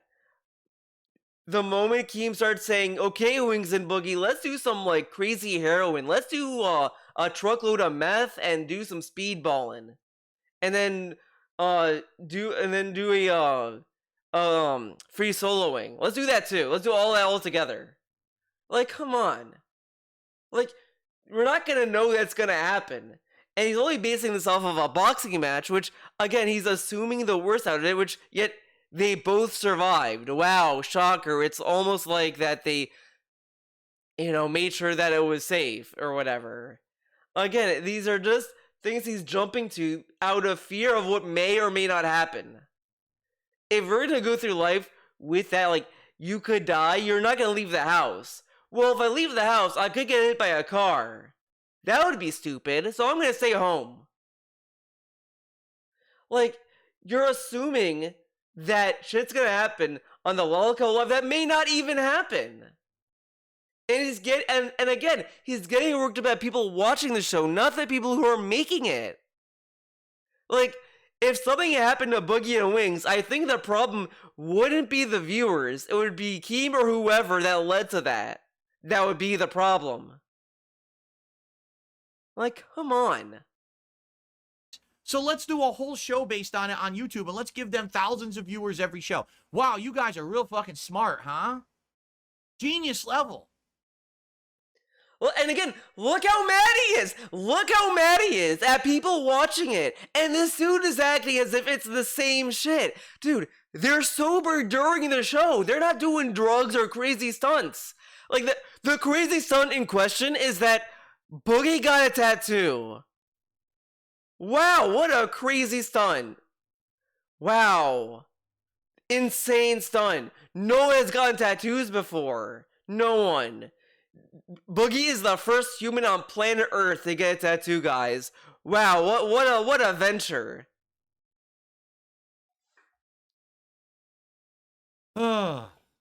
Like, I gotta hear that. Fucking smart, huh? Very smart, huh? Genius level. Genius level. This is... I'm surprised he didn't say fucking idiots, man. Anyway. Again, he's more mad at people watching the show than the people behind it. Like, come on. You'd think he'd be more mad at Keem. But then when Keem was on the side scrollers, instead of like... I kind of want to be petty to go to it, but I'm not going to. Because this video is going to be long enough. But this guy, when he was there, he's like, sir, you have Boogie and Wings. They're two overweight people. Did he even talk about that when he was there? Yeah, I think he tried. They just didn't care. They're like, you're going to watch it. And he's like, dude, they're overweight. They're going to die, man. They're going to kill themselves. And then they survived. Like, this dude is, like, so obsessed. Like, it's almost like he wants someone to die. That's kind of what this comes off as. He's like, the moment, if it happens, let's say Boogie or Wings die during Lolcow Live, you know for a fact, this guy would do a special podcast about it. And he would go on and on about how he was right, and this and that, and then Keem should be locked in jail or whatever the fuck. He would definitely do that. You know you would. Like, it's not even that far, it's not even that stretched up into the imagination. I could say that, and people will probably, like, if I didn't say, well, you know this is gonna happen. If I just said that, guys, DSP went on podcasts to say that shit, you would believe it, because this dude is so predictable. This guy, like, would love it if someone got killed on the lolcow live, so he could talk about it, and then he could virtue signal and say how cool a guy he is, and how much of a moral person this fucker is. This dude needs some bleach so bad. I would watch that. He should do that. He should do some Clorox bleach drinks. Shots. He should do shots of Clorox bleach. Anyway, that's my say on it. I'm never involving myself in any of that shit whatsoever. So go ahead, saying, they put my name in their mouths. Understand something. It's not me doing it. I was correct 100% on that content. I was 100% fucking correct. All right? I know what I'm talking about. You stay the fuck away. Right? You stay the fuck away from that content. That's what we're talking about it, correct? You don't engage it. You don't talk about it. You don't support it. You don't mention it. And eventually, when the crap hits the fan, all right, all you're going to hear is excuses from everyone involved. Oh, we didn't know. Oh, it wasn't serious. Oh, it wasn't meant to take. Yeah, whatever you say, the writing's on the fucking wall. Oh, man. Like, if you want to, like, if, let's say something happens, right? Correct? And they say, oh, we didn't know, whatever, blah, blah, blah. It could be up to anyone to believe them or not. Like, it's up to you. Like, I need to see what would happen to like, make a judgment. Because, again, all the show is right now is that they're just sitting in a Skype call, and then they're like, okay, Boogie, you said this, well, this other guy, we're gonna bring him in, and they're gonna, like, air their shit about it, and then you can respond to it. And that's kind of it. Like, you're just seeing, like, people beefing online, pretty much. Like, it's really no different than that. That's all it is. That's all it is. And it's highlighting the drama of those people that's been going on with them. Like, that's not really the same as, let's do a party, let's do some drugs, let's do some alcohol, and let's go crazy. It's not the same. Like, what stunt are they gonna do that's so outlandish? Again, the stunt in question was that Boogie got a tattoo. Like, that's not that dangerous. Like, I have seen a lot of, like, weird shit about, like, that people have done with tattoos that end badly for some. But getting a tattoo that just says liar, it's like, I mean, come on. And again, Boogie already crawled on all fours for Akeem before. I mean, he might as well just reenact the scene of Old Boy. Right? We have the track record. We see what happens with this kind of content and shit. We already know where it's going. So if you want to say, the writing's on the fucking wall. Right? We have the track record. We see what happens with this kind of content and shit. We already know where it's going. So if you want to be part of that degenerate shit, you want to go to hell. And then we go to hell. This dude, man, maybe he was, like, brainwashed to be, like, a brain-dead Catholic man. Because I've never heard a grown adult tell another presumed adult, because he's talking to his viewers, which could be either an adult or a child, by the way, that you'll go to hell if you watch it. Like, it's so insane that he says this, and he's, like, in his 40s. Like, I imagine if he said that to my mom, she'd, like, laugh at his face. She would probably make fun of him. She'd probably make fun of him. And she would bully him too. I mean, she'd probably bully him all the time. If she cared. If she gave a fuck or no cared. Okay, whatever. But she doesn't know she has a life. But man, this dude is telling people they'll go to hell. Like, that is insane to me. You're gonna tell people that they're gonna go to hell for watching a video? What if I don't believe in hell? I'm not going to hell. I'm just gonna rot in the ground, bitch. Go for it. Satan's waiting for you with 2 hot pokers for your ass when you show up. No, that's for you because he knows that you're into that shit. All right? Me, I'm staying the fuck away from it. I have better things to do with my life. But you talked about it for 15 minutes. Like this dude, man. And again, he's comparing lolcow Life to a show that had other stuff going on, that had people actively mistreating the person. Like, dude, what's to say that like Wings could just hang up the call and all this other shit? Like, whatever, man. Okay. Fair enough? Fair I'm enough. done. I've said my piece on that garbage. Okay. Go to hell. All right. I gotta hear Things that to do again. with my life. Go for it. Satan's waiting. See what happens with this kind of content and shit. We already know where it's going. So if you want to be part of that degenerate shit, you want to go to hell. This is like a congressman trying to ban porn. He'd say, "Oh, you know, the kids today, they're going online and they're looking at porn and they're gonna go to hell. That's why we must ban porn. We gotta censor the internet." Right? We have the track record. We see what happens with this kind of content and shit. We already know where it's going. So if you want to be part of that degenerate shit, you want to go to hell, go for it. Satan's waiting for you with 2 hot. I've said my piece Like on that. this dude is his parents definitely instilled the fear of Satan in him when he was growing up. Probably he probably like dropped a glass. Like, Philip Burnell, you dropped a glass. You know what happens to little boys who drop glasses and break them? They go to hell. And Satan, oh, he's gonna kill you again and fuck you up. And then he's like, oh shit, okay, I'm not gonna drop glasses. Okay, then like he threw a fit about the Wolverine toy. He's like, Philip Burnell, Philip, little boys who cry and bitch about the Wolverine figure, they go to hell. And then he's like, oh, okay, mommy. And then, like, you know, later on, when he got older, he was like, okay, they're fucking stupid. They should have got me that figure when I wanted it. You know what I mean? He probably got, like, instilled in the fear of hell. Like, he's like, Philip Burnell, if you commit murder, you're going to hell. And he's like, oh shit, I won't commit murder, man.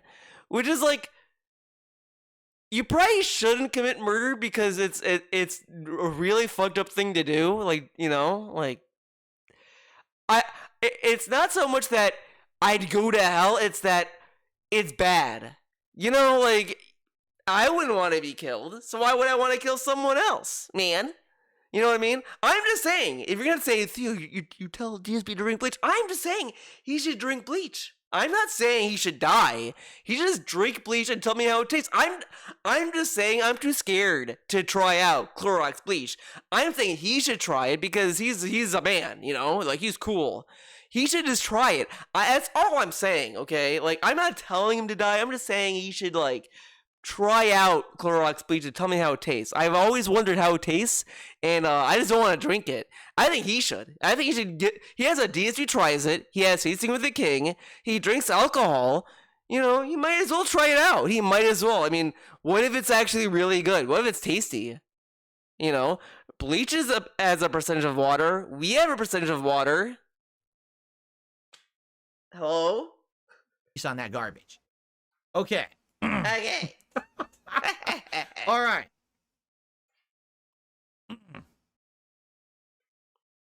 Yeah. So it's this simple now. If anyone is gonna try to bother me shit about it, it's against the rules. It's always been a rule. It's always been a rule that it's a ban when you bring up drama content in my streams and stuff. So it's this simple. I don't want to see it talked about. I don't need to know about what they're doing over there. I don't care how many times they name drop me. I don't give a fuck. If I see it, you're gone.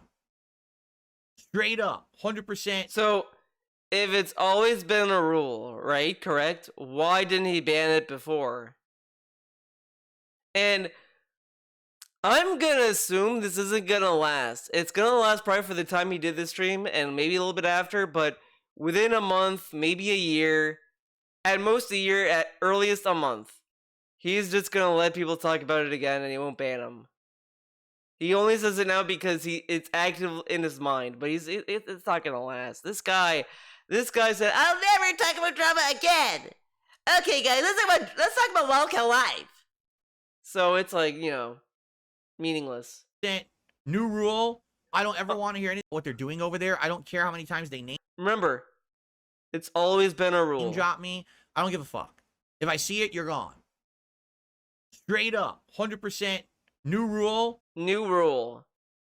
But it's always been a rule. Now it's a new rule. Huh? This guy really has something loose in his head. He's losing it. I don't ever want to hear anything about lolcows, lolcow show, Keemstar, Boogie, or Wings. Fuck all of them.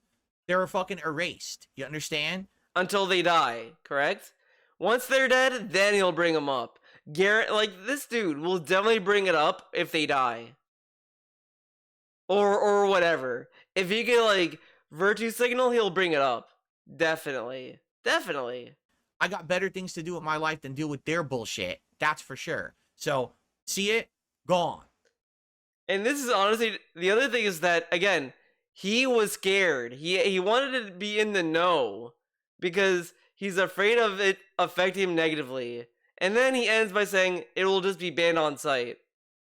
Like, what's he scared about? It's like he knew he might, like, because after this little segment, the lolcow Twitter said, "Oh, we're considering suing Phil." And they're not gonna do it. I mean, like, they're probably gonna do it after they release the interview with DSP's family members.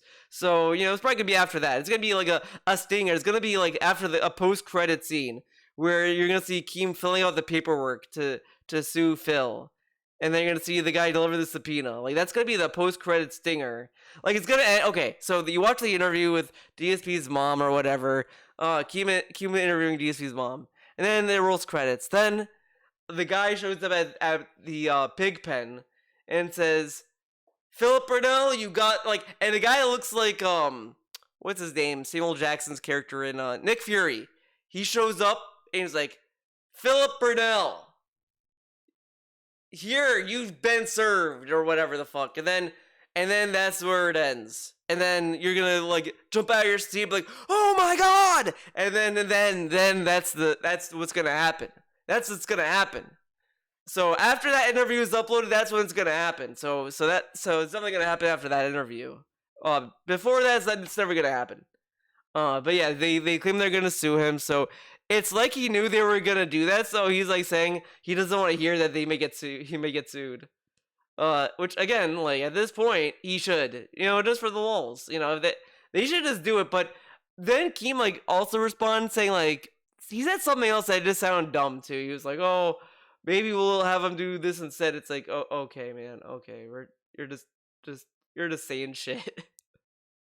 You're just saying shit." Done. I don't want people coming to my show. "Oh, did you hear what this guy did on his stream? And this guy, fuck you. You're gone." That's it. Straight up. New rules. Done with it. New rule. Always been a rule. New rule. The duality of the pig. Right? Understand that. I don't want to hear anything about it ever again. And if they're sad about that, because I know, for example, I know Wings is not a bad guy. How does he know he's not a bad guy? Because he's fat? You're judging because he's fat, Phil? Okay. I know he's not. Too bad. How do you know? People have had different accounts with him that are negative. But he's not a bad guy. Okay, whatever. Wrapped up yourself with the wrong crowd. I want nothing to do with you, man. That's your fault. That's on you. That's your fault. Wings it. There's the problem is I know. So you're not gonna help him? You know what? What's so funny about this? He brings Vanna Nicole Smith. What if like, she just needed someone to help her, and no one helped her, and he compared lolcow life to that, correct? So why doesn't DSP want to help Wings? If he's such a good guy, shouldn't he be there to help him? Like, shouldn't he want to help Wings get out of the show? He should do more for his friend. He's just gonna let him die. So if he dies, I'm blaming Phil. He could have saved him, and he chose not to. He gave up on him. He gave up on Wings. He let him die, man. Why didn't he save him? Wings just needs a friend. He just needs a friend, DSP, and you weren't there for him when he needed it. Why were you there when he needed it? Why did you abandon him? Huh? Wow. I know there's people there who aren't horrible people, but I can't be involved with that shit. I can't. You can't. You have to lay down the law in your life of what things you want to be associated with and you don't. I will have zero association with those fucking people. Zero. But dude, you said you didn't want to be part of the local podcast last year or the year before, whatever the fuck it happened. Okay. Then you move on, correct?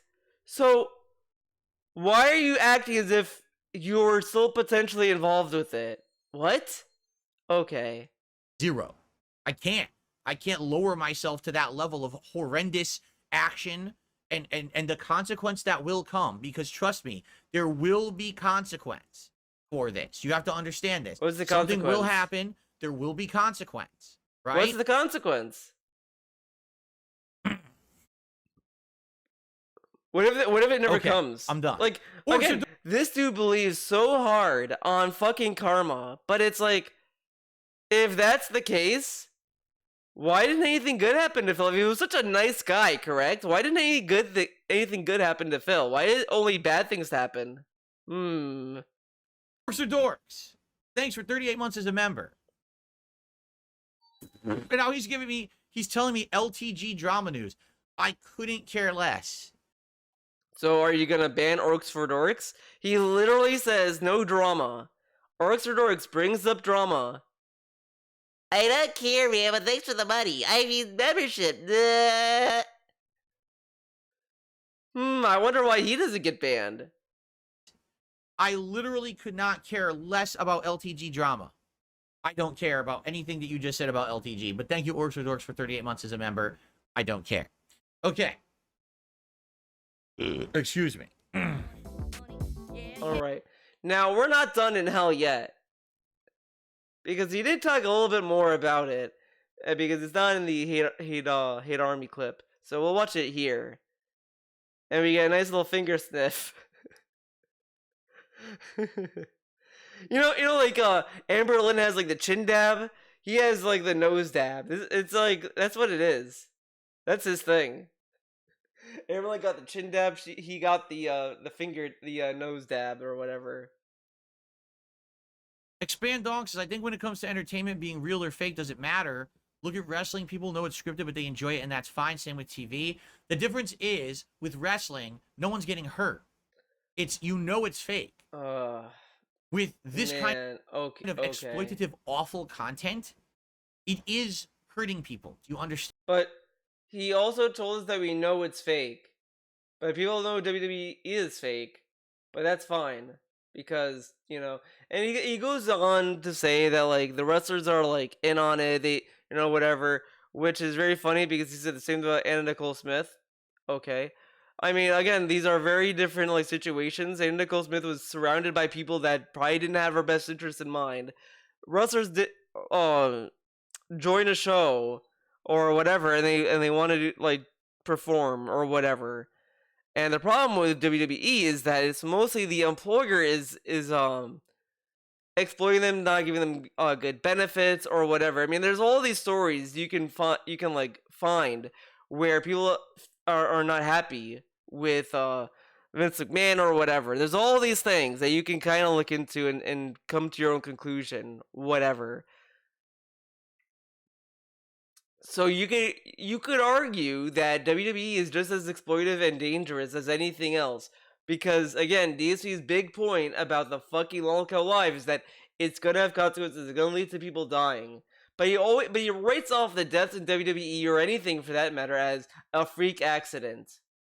But if they don't need to make a situation where a freak accident can happen. They may be doing a stunt that's dangerous, but they're like, oh, this is for the show, it's gonna be fine, and then they die. Like it's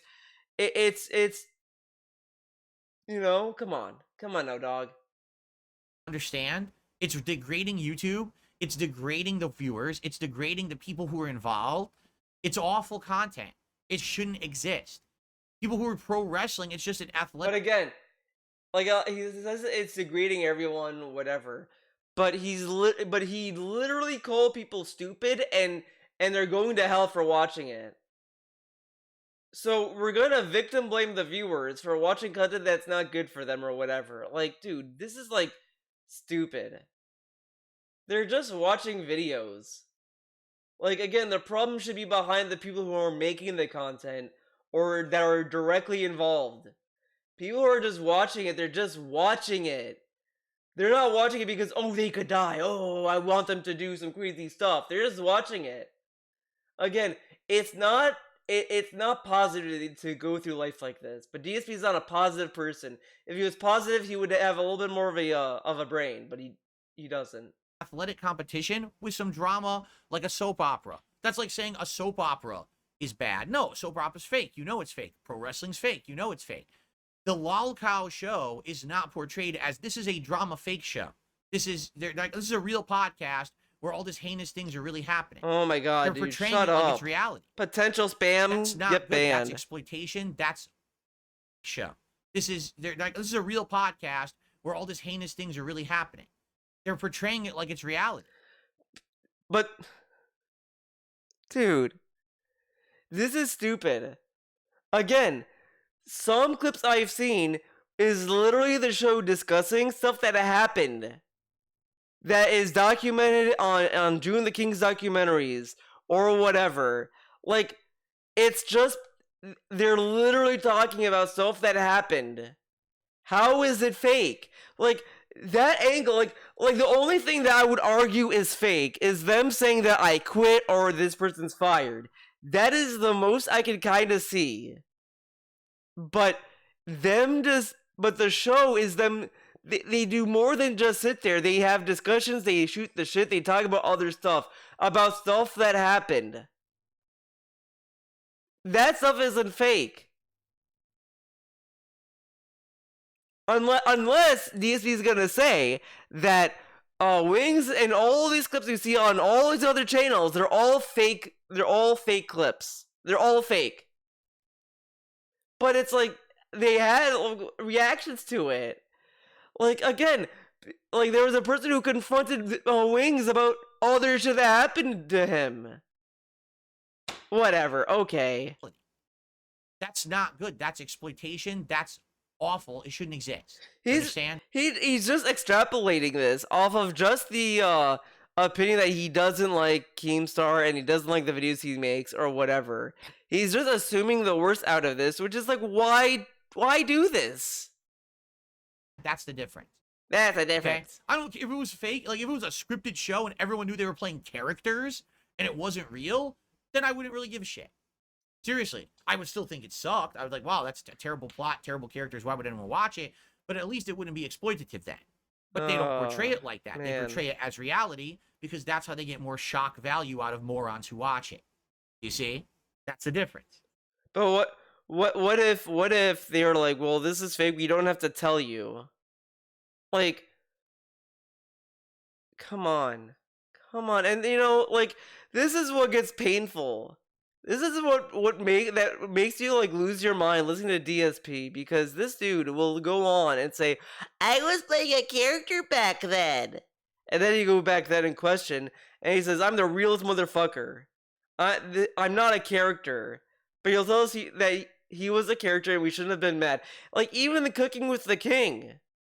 He tells you, oh, my intent was never to be good at cooking. But then, like, you look at the food and it's him just trying to cook. Like, this dude is like, it's so disingenuous. It's like really not worth listening to. This dude really makes you want to hate him. I've never seen someone work so hard to make sure you hate this guy. Like, it's just annoying sometimes. It's funny and annoying. It is so complicated how I feel about watching DSP's content, because you'd probably think, well, Theo, why do you watch him? But it's like, I don't know how to describe it other than like, it's funny how dumb and unaware he is, but it does sometimes piss me off. It's like a double whammy. It's a double whammy. It's like, it's a roller coaster ride. Yes, that is true. Pro wrestlers do get hurt. There have been ones that have died, and it was accidental. That wasn't intentional as part of the show. So what if they do so, like, the boxing match. Let's use DSP's favorite example, the boxing match.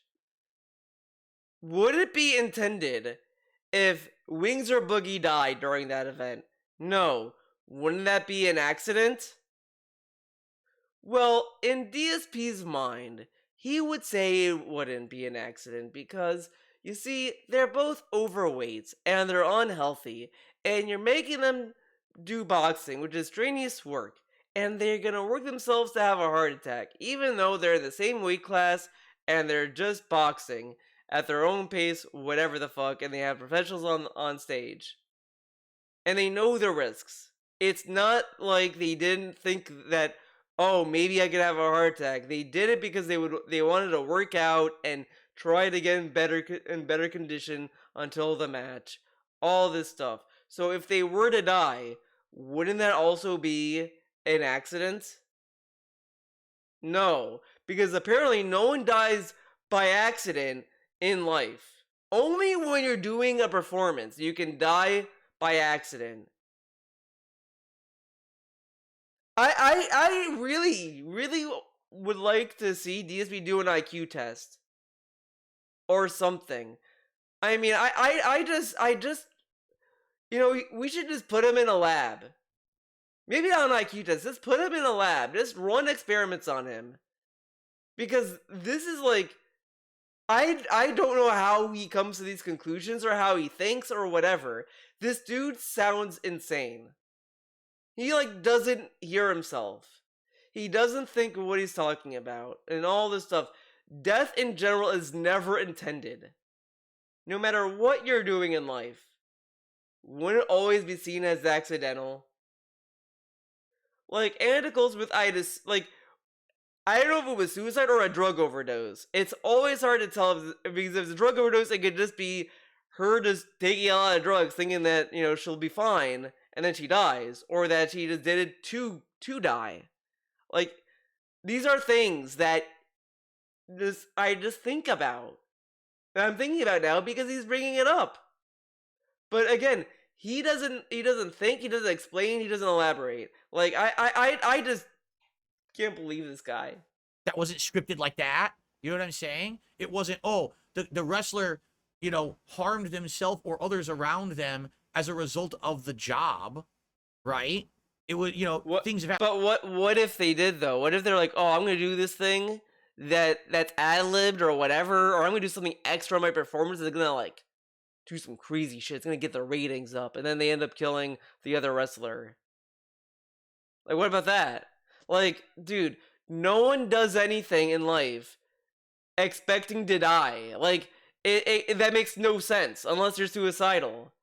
Like, it just doesn't, you know, I'm thinking about this more. It doesn't make sense. He's like, well, in WWE, if someone dies, this is a freak accident, but if someone dies in lolcow podcast, like, it's exploitative, man.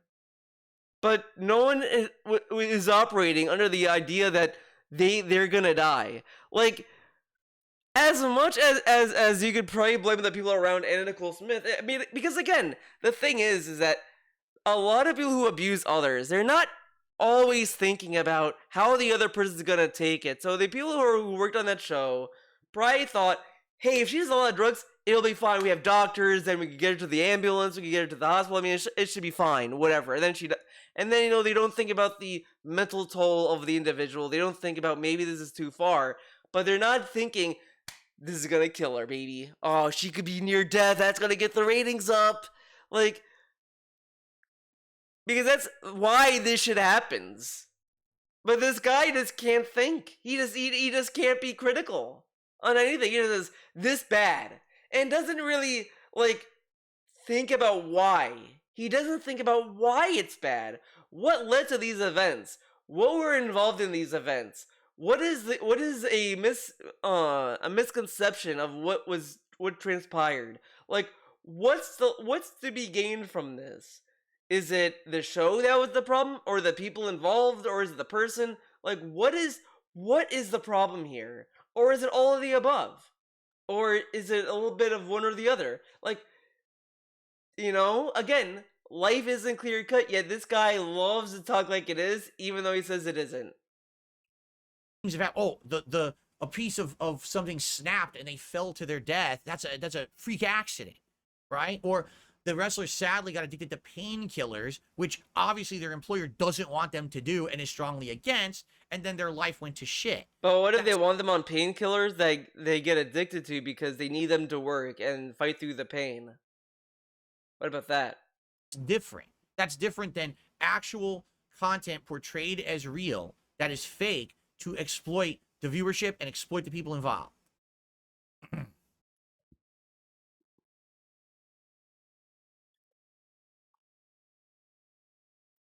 And you know, again, he's this mad, right, about exploitative work and all this other shit. But literally go back and listen to his reaction to Boogie faking cancer. This dude was like, "Oh, Boogie faking cancer." I'm like, man, there was a guy that like faked being in a wheelchair, then he stood up. So like, you know, man, it is what it is. But this thing that is not very like tangible or whatever, and it's a what if scenario. Oh, it's awful. It's a terrible thing. What a stupid thing. So it seems the only people he's critical of is Keem and women who stream. But Boogie, who lied on cancer, well, it is what it is, man. Why does Boogie get written off for exploiting his audience to making them think that he faked cancer, but the lolcow podcast itself doesn't get written off like that, and women get penalized for being in a bikini? Like, again, you don't have to like any content. You know, if you don't like the hot tub streamers, that is an opinion that's fine. You can disagree with it, whatever. I mean, that's fine. That's not the point I'm making. It's just that this dude will go on and on about how they need to be deplatformed, but someone who actively lied about a terminal disease, who did that out of like deformed sympathy, gets a, man, it is what it is, man. And at least the hot tub streamer, you go there, you know immediately what they're about. Like, Boogie is going through the extra effort to make you think something, to feel bad for him. Like, one requires a little bit of effort to make you feel something, while the other one is direct. Don't understand the difference. It's this simple. You're trying to justify your own very immature, heinous actions, right? Again, you got to remember something. Actions have consequences. If you spend a ridiculous amount of time and money playing GTA Online for a decade, this is dumb. I hate this guy so much. Again, if I'm enjoying a game, of course I'd support it, or I would just play it. Why is it my fault that the company is focusing on that and not on making other games? It's not my fault. It's the fucking company. The company is what's focusing on it, not the player. Why are we blaming the individual here, stupid? Like, this guy got all these remasters, all these re-releases, and then he's like, you see, you buy this and you get more trash content, man. Ultra Street Fighter 2 on the Switch, he said it was a terrible re-release. He buys the 30th anniversary collection. He says that sucks. He buys the Capcom fighting game collection that doesn't have crossplay. He says it fucking sucks and it's terrible and Capcom dropped the ball. And he's gonna buy the Marvel vs. Capcom collection that also doesn't have crossplay. But we can't possibly blame him for that because he's a streamer, man. He just wants to play the classics. But man, you play GTA 5 online, you're ruining gaming as a whole, and you're ruining my life. This dude is such a piece of shit. He keeps blaming the viewer. He blames the viewer, the gamer, the whatever about these issues that are more of a problem for the company. The corporate CEOs are the ones that are making these decisions to focus on what's giving them money. So of course, Rockstar is going to focus on the multiplayer, but why should we blame people who are enjoying the mode? Should they just stop playing because they need to think about someone else that they don't even know? Should I think about, if I buy something, should I think about what someone in England has? Oh man, if I buy this game, someone in England may not like it. Why the fuck would I start thinking like that? I'm gonna buy games that I want to buy. Like, dude, if I bought Horizon Forbidden West, right? Correct? I'm not buying that game and thinking, oh fuck, they might make more cinematic games. Oh fuck. Oh no. No, because then I'll just buy indie games. Like, the problem isn't the player or the gamer or the person. It's just these companies that want to chase the dollar. But we're gonna blame the person who enjoys these things that don't care. The average gamer probably doesn't care that, oh, God of War is now a over-the-shoulder game. The average gamer probably doesn't give a fuck, and they just buy it and they have fun, and they just want to enjoy the game. And then someone will say, well, I don't like this, I'm gonna buy fucking FromSoft games. Like, people buy stuff, watch stuff that they want to do and want to participate in. It's such a waste of energy to sit there and, like, rip your hair out about how other people enjoy media or anything. Just because you don't like it, fine. No one is asking you to love it. No one is asking DSP to love lolcow Live. No one is asking him to do that. Yeah, this dude is acting as if like someone is holding a gun to his head and say, watch the show, Phil. I mean, come on. You will see every other game developer try to make games that are games as a service, and the industry will plummet. If you spend your entire amount of time watching drama content on YouTube that is scripted and or exploitative, you will then see all of YouTube go down the same. He is watching drama documentaries. He watched the Wings documentary, this and that. And this dude is sitting there saying that other people are doing it, that thus it's bad. Another instance of when I do it, it's good. When you do it, it's bad. Okay. The same toilet. And all the other content will go away because everyone will be making what's profitable for morons. You not see the slippery slope. If you don't, you're stupid and ignorant. And then, and then this guy says this shit, but then he says, well, I do it. Why when I do it, everyone else does it? Why can't I do it? I don't know, DSP. You always play the I'm special. I'm not like the other guys. So then why are you acting like the other guys, dumbass? Fucking shut up. Shut up. Fucking play a video game and fucking eat it. And I can't make you smart. All I can do is warn you. I feel like that's kind of my job at this point. I almost feel like I'm like a watchdog for this shit. Okay. He wants to say he's like the watchdog for this shit. Is that why he doesn't want to talk about it ever again? Like, this dude is so self-important.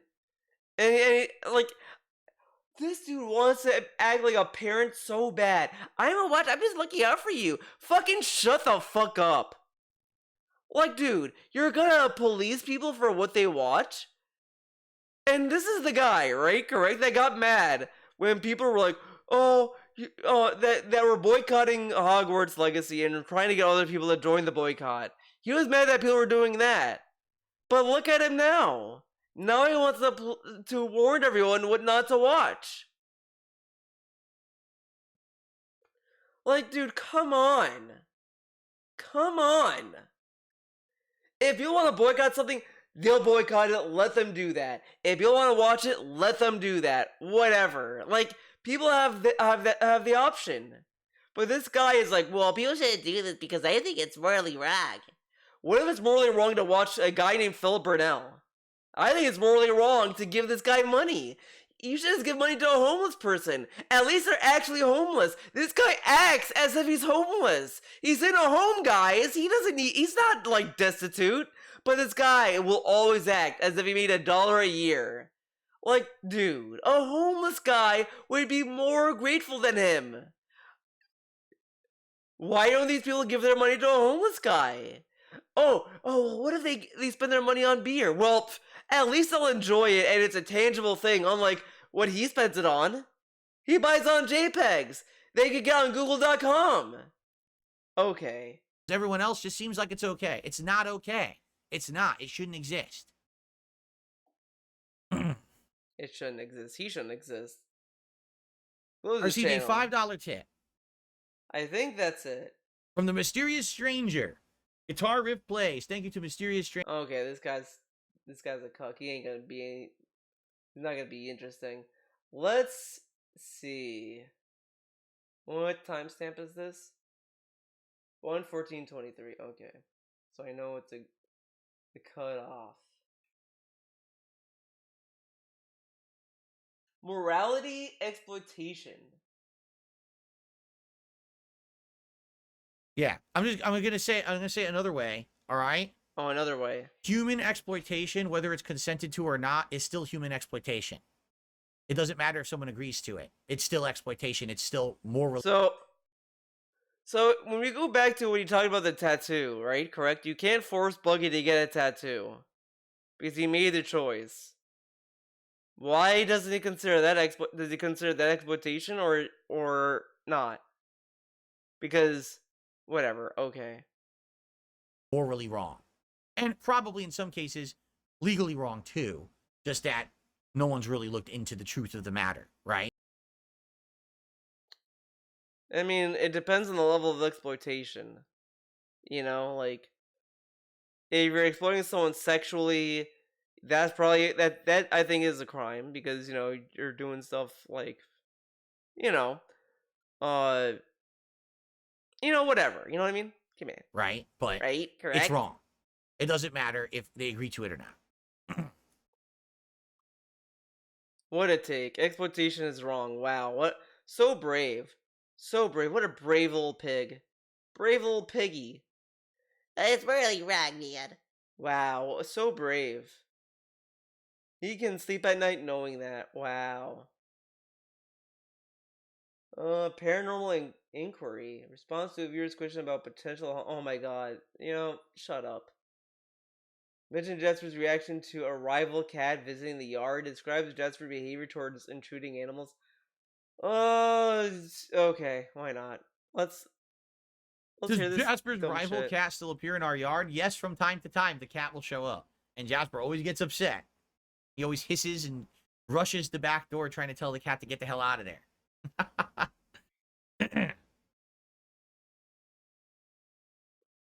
Team Terrahawk says, have you seen the Okay. Wyatt 6? I don't know exactly what that is. Wyatt 6. I think that, are you referencing something pro wrestling, Wyatt? No. Okay, that's funny because it sounds like it is WWE, and then he's like, WWE, man, I don't know, but you know that. Interesting. Miscellaneous viewer questions, response to inquiries about his plans for Fallout, answers miscellaneous inquiries, piercings, and animal therapist. Reflects on Jasper's. Oh, wow! This address viewer questions on various topics, including Jasper's age and personal gaming preference.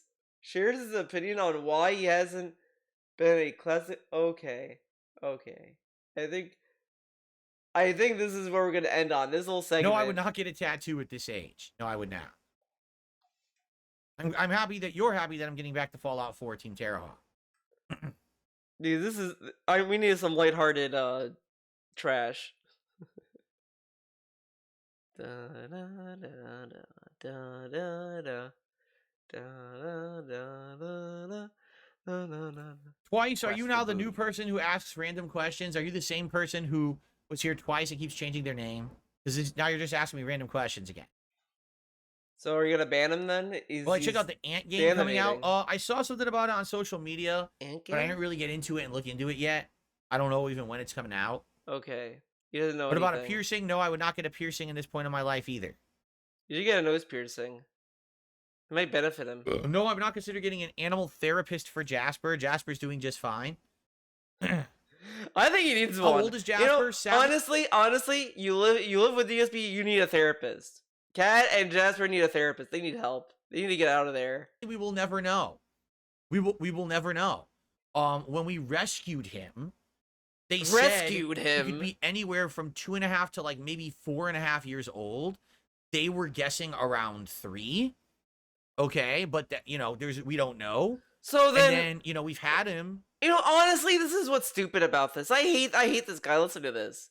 They tell him, okay, we think he's 3 years old. Okay, why don't you just act on that and say, okay, he was 3 years old when we got him, and now he's like 6 years old. Whatever. Why not just do that? No, that would be normal. That would be a normal person thing. He's not normal. He's a fucking pig. A pig man.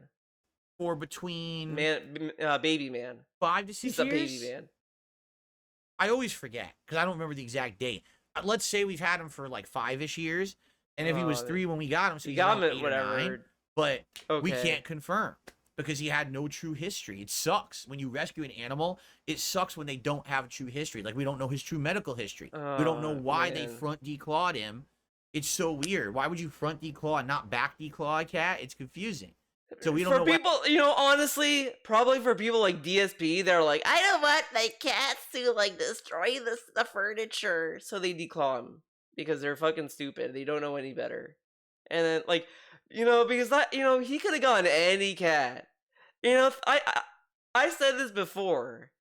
It really does come off. He picked Jasper because he was declawed, because he didn't do it. He didn't make the cat declawed. So there's no like guilty conscience on Jasper because it wasn't him that did it. Someone else did it, but he gets the benefit off of someone's bad decision because he could have picked any other cat, but he picked that one. And he claims, because you felt so bad for him. What about the other cats? Fuck them. You know what I mean? Because he made a big deal about getting a cat. They're gonna destroy stuff. We can't have them destroy stuff. I don't want a cat to destroy stuff. And then suddenly, magically, Jasper just happened to be declawed. Like, it's a little too perfect. I don't know what happened there. Like, that's why I say at the least, he just picked him because he was declawed. The extreme is that he got the cat declawed, but I think he was like, he's declawed. No, already? I've never had a Okay. kidney stone, and I hope to never have a kidney stone. I hope he has two. You should get 3 kidney stones. No, I got it. I got it. He should get a kidney stone for each time he drives me up the wall, which would be a lot. It'd be a lot of kidney stones, and then he should come back on stream and then explain the pain. Like, I had like 100 kidney stones, man, and it was crazy. No, it was Jasper's birthday, sadly. Wait, what? No, I've never had a kidney stone, and I hope to never have a kidney stone. No, we don't know it was Jasper's birthday, sadly. Oh, okay. Peebo Shart, what a name, says, hope you play the new Zelda. I'd like to see your take on puzzles, especially after Riven. I mean, I play a lot. This dude literally makes poo jokes. A dude makes a poo joke in chat. Wow, what a great day, man. A lot of puzzle games, I played Zelda. I'm gonna be fucking petty about this. This dude, when it was asked, can you play Catherine? I don't like puzzle games. I hate puzzle games. Oh my god, puzzle boss. I hate puzzle bosses. He plays Riven. Boring ass games. Oh, I love puzzles. Puzzles are so cool. I love them. But then he tells us he only liked Catherine because it was anime and he didn't really like it. This dude, I just, man. He should get a kidney stone again. Breath of the Wild, Tears of the Kingdom. Tears of the Kingdom had a ridiculous amount of puzzles, right? Yeah, he hated them. And, Riven. He hated the puzzles and he got mocked for it. Because this dude, he plays the game that literally is, hey, you can solve it however you want. How do I do it? It's not telling me anything. Where's the yellow paint? Riven had some really tough puzzles. I play games with puzzles in them quite frequently. I thought you hate puzzles. He tells us, this dude tells us he hates puzzles. Oh man, I love puzzles. I play them all the time. Go find a bridge and tell me how the water feels. See? I didn't say Well, he'd die. The original Mortal Kombat He would games tell me for how stream. the water If they would ever feel. came out with a good collection, sure. I wish they would, but every time that they've ever released them for something modern, they suck. Like they released it for like Xbox 360 and PS3, and they were laggy, awful crap. He played other collections that sucked, by the way. Okay. They controlled poorly, they played poorly. It would be great if they would do like a legacy collection for MK, but you notice they've never done anything like that. Yeah, because I guess they they're suck. too busy pumping out new versions of Mortal Kombat that suck, like MK1, instead of making legacy collection. Man, and he bought the super duper edition of that game too. Well, Pretty people cool, Shark, huh? you have to understand that most people don't have the word shart in their name. Oh my god, we're gonna fixate We on don't usually this. talk about sharding too often. Oh my god, dude, you love talking about poop though. Poop man? Whatever. No, I'm not watching any stupid gimmick boxing matches. I don't waste time because I'm not an idiot. I'm not going to watch that. Oh my god. Okay.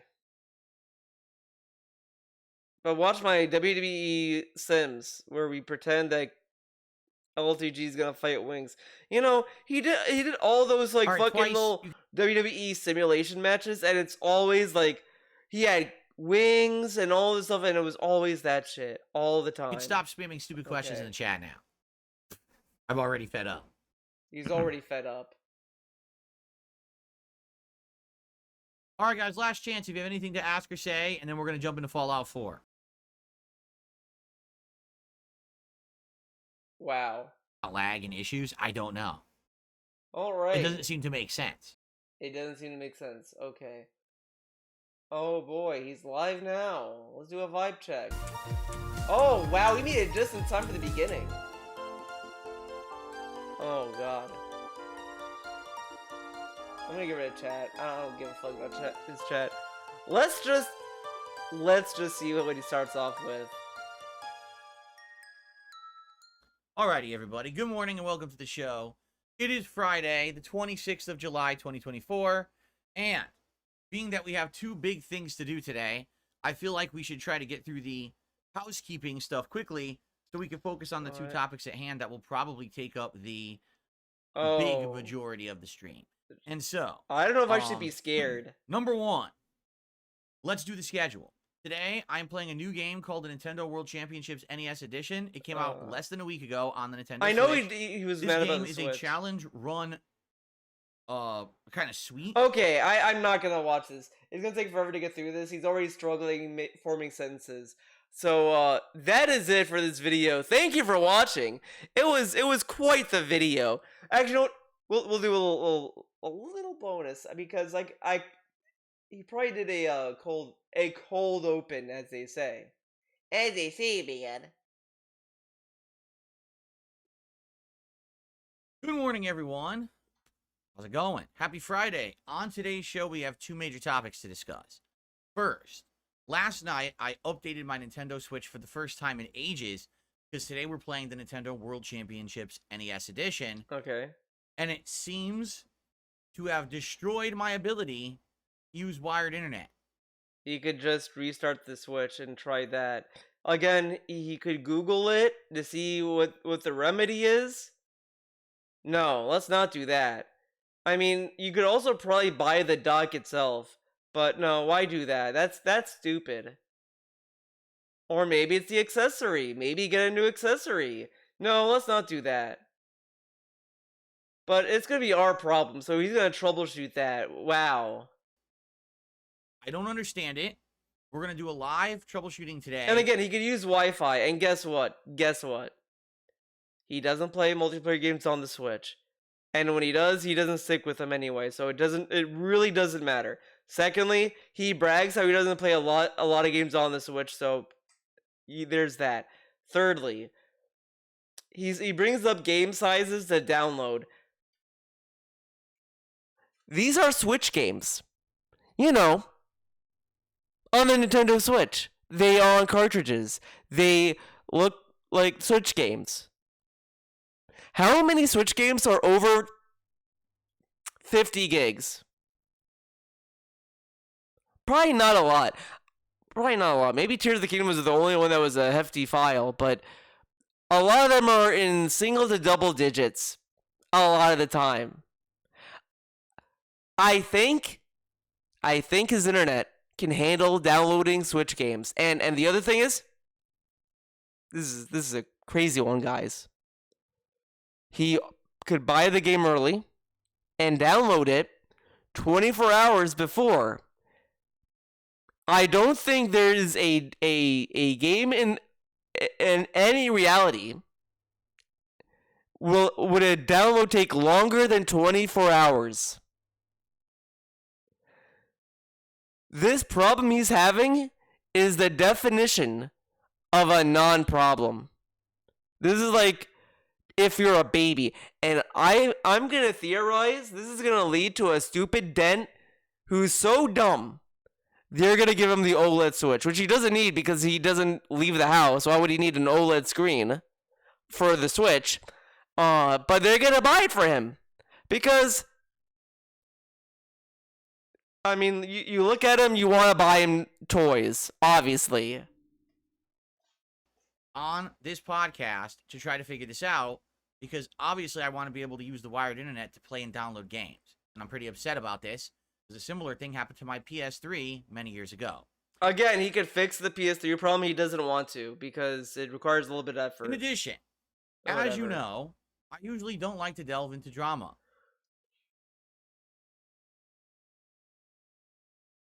Another drama segment. Another drama segment. Another drama segment. Another drama segment.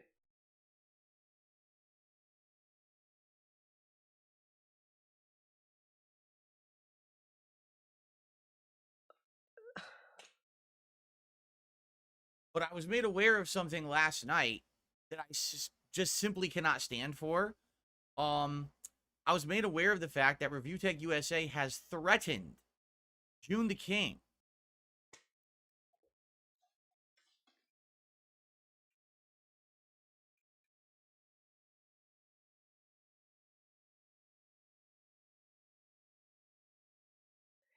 It's drama that has nothing to do with him. He doesn't get involved with other people's drama. Guess what he's getting involved with? Other people's drama. Of course. Because of his upcoming documentary about him.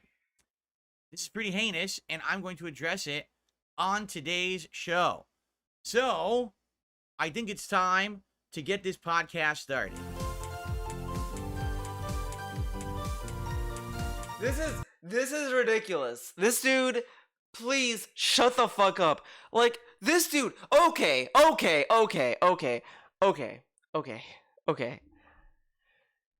This dude literally says, I would sue my haters and I'd win because what they're doing is illegal and they're awful. all this stuff, all this shit, right? Correct? Rich thinks that way about June. Probably. I don't know what's going on with his lawsuit. This is the first time I'm hearing it, but we're gonna use DSP logic on this one. If Rich feels that what June has is is slander, whatever the fuck, shouldn't he have the right to sue June the King? So let me get this straight. When DSP feels that someone else is slandering him, he can sue them and he'll win. But if Rich feels that way, that's wrong, and we gotta stand up for it. Because guess what? Guys? This dude has a hate boner for Rich. And this dude is like, he really like made Rich his bitch in a lot of ways. And he'll always take out his anger on Rich. He'll always treat Rich like shit, all this stuff. Now, I'm not defending Rich. Don't get the wrong idea here.